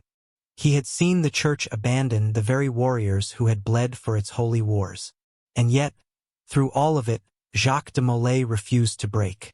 When the inquisitors demanded he confess to heresy, he refused. When they demanded he reveal the Templar secrets, he refused. When they demanded he denounce his brothers, he refused. The Grand Master understood something the king did not. The moment he betrayed the truth, the moment he confessed to a lie, the story of the Templars would be sealed forever in the pages of deceit. Their real legacy, the knowledge they had unearthed in Jerusalem, the mysteries they had carried across continents, the truths that could have reshaped the world, would be erased beneath layers of manufactured blasphemy. Molay would not allow that. But torture bends even the strongest men, and eventually he was forced into a moment of weakness. Under torment so severe that his limbs nearly tore from their joints, he uttered words of confession. Words the Inquisition recorded eagerly as unquestionable truth. It was only later, when the pain subsided and he faced the tribunal again, that Molay did the unthinkable. He recanted.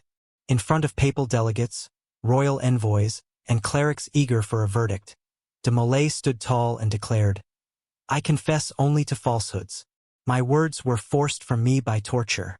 I deny every accusation laid against the order." Gasps filled the chamber. Some priests turned pale.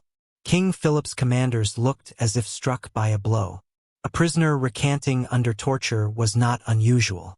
But a Grand Master recanting publicly, knowing it would guarantee his death, was an act of suicidal courage. In that moment, Jacques de Molay became more than a leader. He became the final shield protecting the Templar legacy. His recantation destroyed the king's carefully crafted narrative. It exposed the trial as a fabrication. It told the world, even if only in whispers, that the order had been condemned falsely. But Philip IV could not allow such defiance to live. Not after the confessions he had crafted, not after the narrative he had woven, not after the treasure he believed still lay hidden beyond his reach. And so, on March 18, 1314, the Grand Master of the Knights Templar was sentenced to death. They led him to a small island in the Seine, the Isle de la Cite, where 2 wooden stakes had been erected. The river wind was cold, carrying the scent of ashes from nearby hearths. Crowds gathered in eerie silence, drawn not by spectacle, but by the unsettling realization that they were witnessing the execution of one of Christendom's greatest warriors. Molay did not tremble. He did not plead. He did not ask for mercy. As the executioners bound him to the stake, he lifted his voice so all could hear. "God knows who is wrong and has sinned. Soon misfortune will come to those who have condemned us falsely." His voice carried across the water, through the crowd, into the ears of royal envoys, monks, merchants, sailors, and into history itself. Some said the sky dimmed as if the sun recoiled. Others claimed the river grew still. Witnesses later wrote that Molay's eyes, burning with defiance, seemed to reflect more than flames. They reflected truth. As the fire was ignited, the flames climbed his legs, wrapped around his torso, licked at his beard. Smoke rose in spirals, obscuring his figure, but his voice did not falter. He remained upright even as his flesh burned. One chronicler stated, "He suffered like a martyr, not like a criminal." Another wrote, "I saw his face in the fire. He did not fear death." But the most enduring account came from a scribe who claimed Molay uttered one final prophecy. "Pope Clement, King Philip, before the year is out, I summon you to meet me before the judgment of God." And history remembers this as more than legend, for within months, both men were dead. Clement V died of illness, whispering feverishly about shadows and judgment. Philip IV died during a hunting accident, his neck broken in a moment as swift as a sword strike. To the people of Europe, it was divine retribution. To the surviving Templars, it was proof that Molay had spoken the truth with his last breath. Yet perhaps the greatest significance of Molay's death was not the curse he allegedly uttered, but the silence he maintained. He took the Order's deepest secrets, the meaning of the scrolls, the purpose of the vaults, the fate of the fleet, to the flames with him. Not even torture could pry those truths from his lips. As his body crumbled into ash, witnesses claimed the fire briefly burned blue, a color associated with purity, mystery, and ancient rituals. Whether this was a miracle, an illusion, or a symbolic invention of chroniclers, the image endured. Jacques de Molay died, but his defiance ignited something greater. A legacy of unanswered questions that would haunt kings, scholars, and mystics for centuries. His final act became the emotional and spiritual climax of the Templar story. A man standing alone against the machinery of empire, protecting a truth the world was not ready to receive. Molay's ashes blew across the Seine on a cold March wind, and with them spread the last breath of an order brought to ruin not by sin, but by secrets. Secrets he died to protect. They brought Jacques de Molay into the cold morning light with his hands bound, his beard tangled by months of imprisonment, and his eyes sharp despite the weight of betrayal. He was no longer the Grand Master of the Knights Templar, at least not in the eyes of king or pope.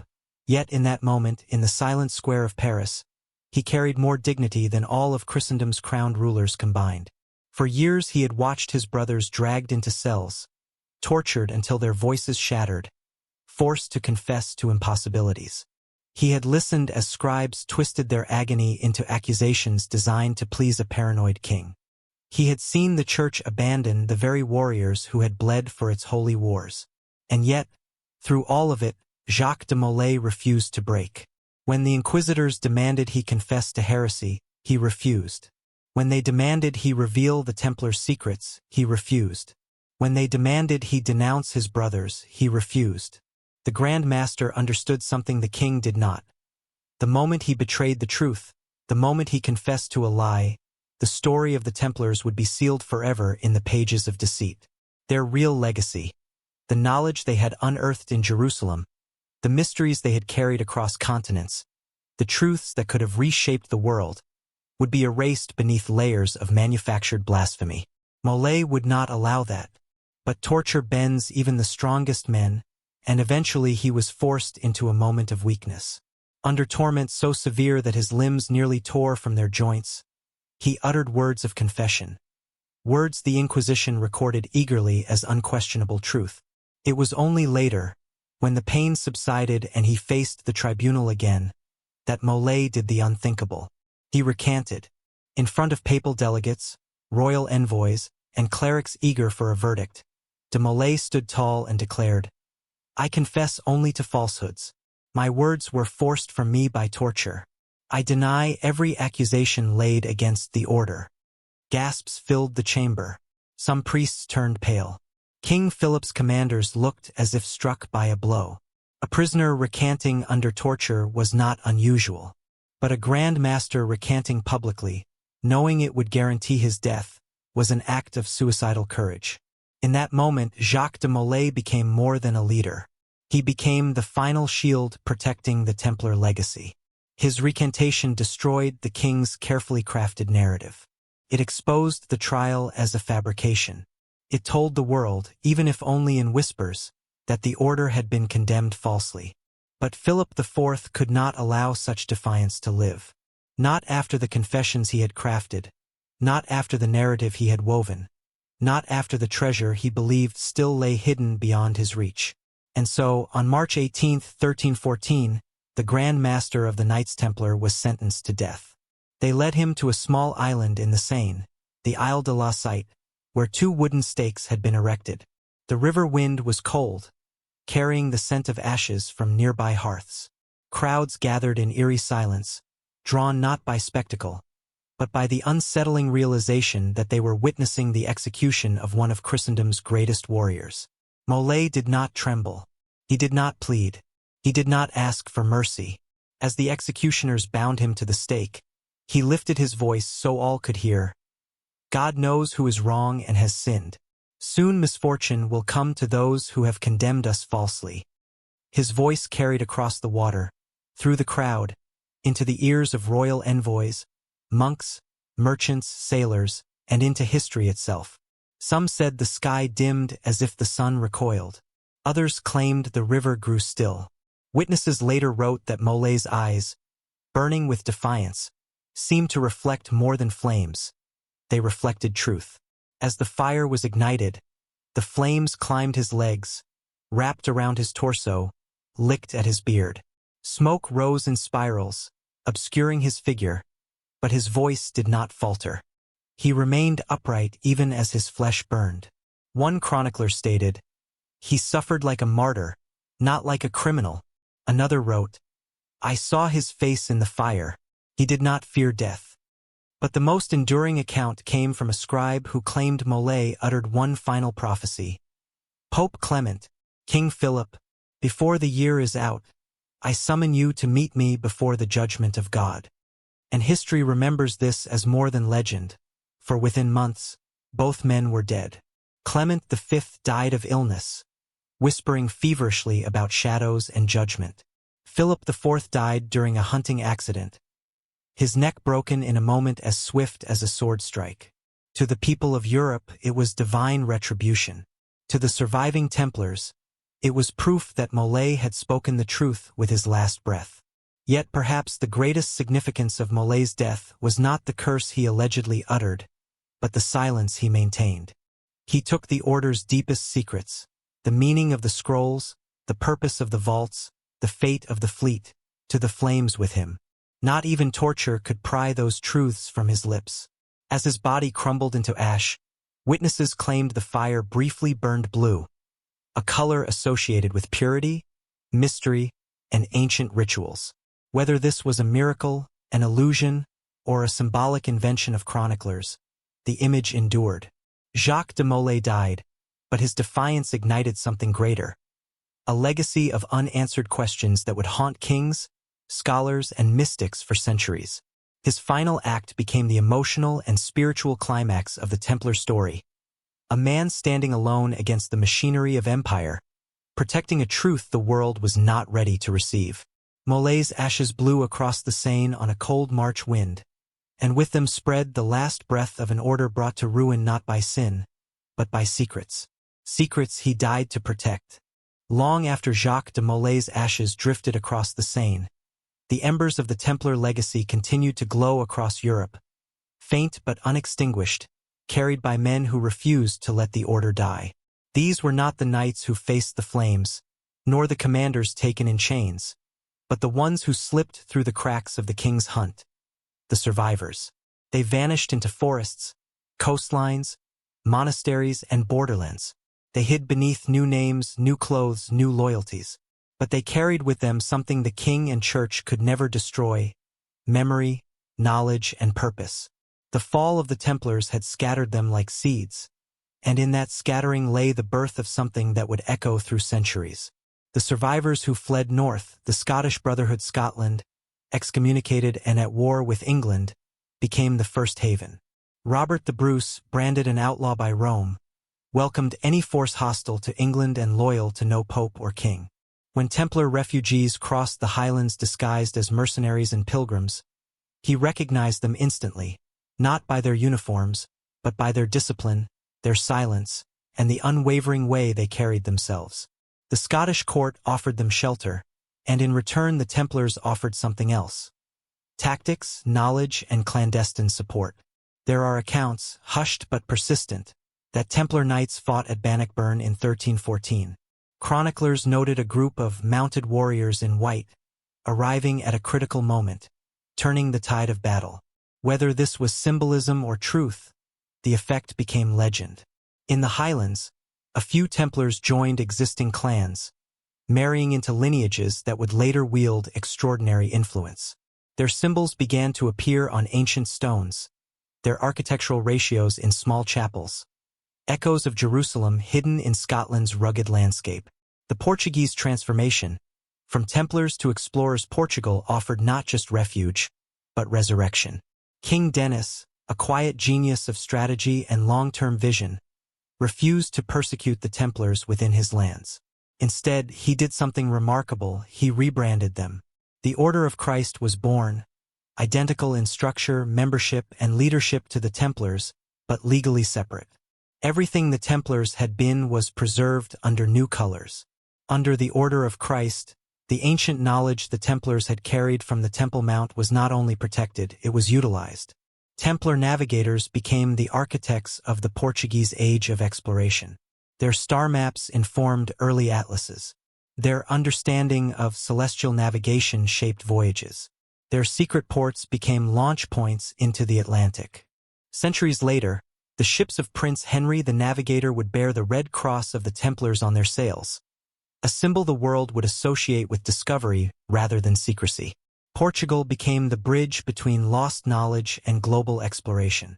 The Iberian echoes, hidden monasteries, and the keepers of knowledge in northern Spain, a handful of surviving knights retreated into monasteries tied to ancient pilgrim routes.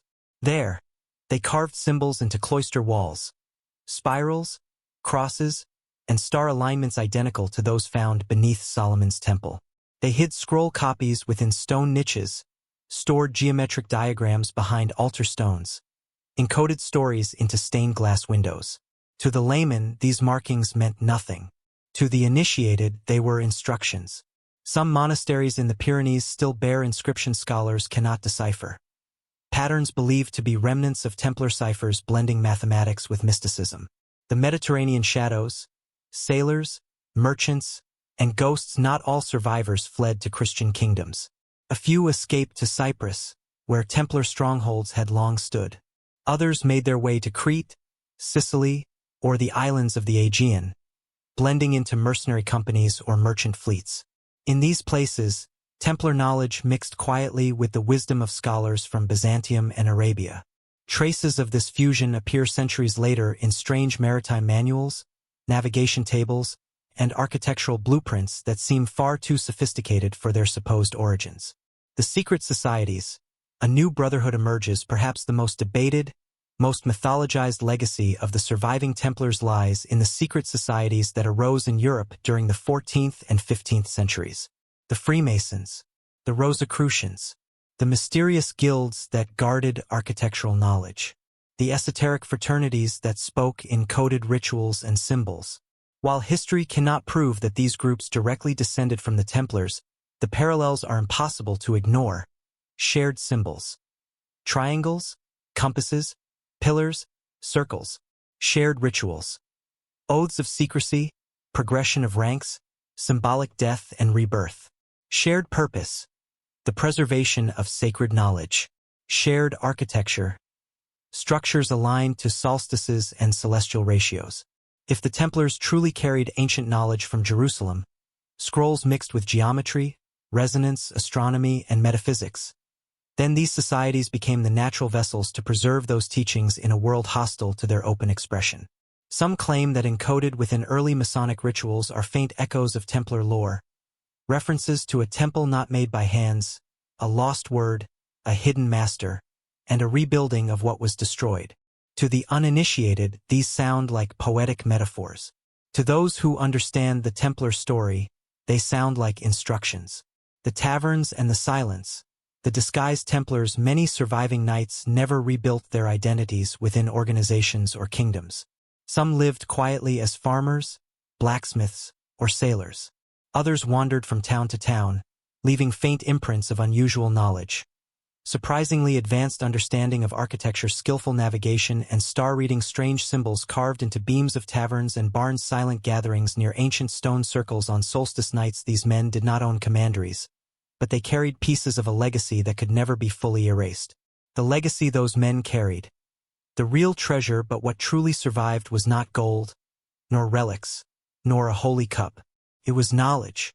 Knowledge encoded into maps, buildings, symbols, and the memories of aging men. Knowledge scattered across Europe like shards of a broken mirror, each piece incomplete, but together forming the reflection of something ancient and profound. The understanding that ancient civilizations had mastered forces forgotten by medieval Europe. The belief that sacred architecture was a science, not just an art. The idea that the Grail was not a cup, but a code. The memory of chambers beneath the temple that resonated with impossible harmonics. The warning that some truths could shape or shatter the world. The Templars did not survive as an order, but they survived as a whisper in stone, a whisper in symbols, a whisper in secret brotherhoods, voyages, and families, a whisper that would grow louder over the centuries, resurfacing in strange places and unexpected moments, until eventually, the world would begin to uncover the very mysteries Jacques de Molay died to protect. And though the Templars were gone, the remnants of their truth, scattered across continents, waited patiently for a world finally ready to listen. For centuries, the story of the Templars lingered like smoke, drifting through ruins, echoing in folktales, hiding in symbols carved above forgotten doorways. Kingdoms rose and faded, wars reshaped borders, and the world moved on. Yet the shadow of the order never truly disappeared. It waited not as a living brotherhood, but as a question, a lingering disturbance, a pulse beneath the surface of history that refused to die. Generations after the last Templar fell to fire, scholars across Europe began encountering anomalies that defied explanation. A chapel in Portugal whose acoustics matched patterns described in ancient Near Eastern texts. A Scottish manuscript containing geometric diagrams identical to fragments recovered beneath the Temple Mount. A map in an Iberian monastery showing star paths unknown to medieval astronomy yet eerily accurate to modern charts. Small things at first, harmless curiosities. But taken together, they hinted at a systematic preservation of knowledge. Knowledge that should not have survived the collapse of an entire order. Historians tried to categorize these discoveries as coincidences, or as the work of eccentric monks with too much time on their hands. But others, quiet thinkers, mystics, architects, navigators, sensed something deeper. They saw patterns where others saw noise.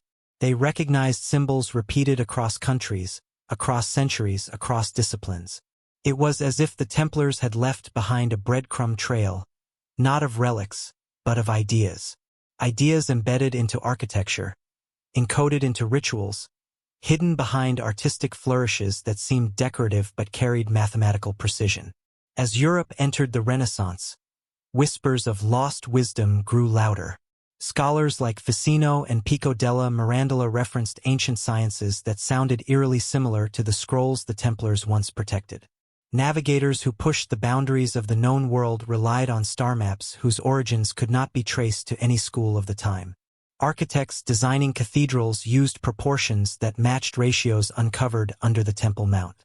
And in secret societies, some noble, some obscure rituals emerged that spoke of a temple of knowledge, a lost word, a light in darkness, and a vessel that holds the truth.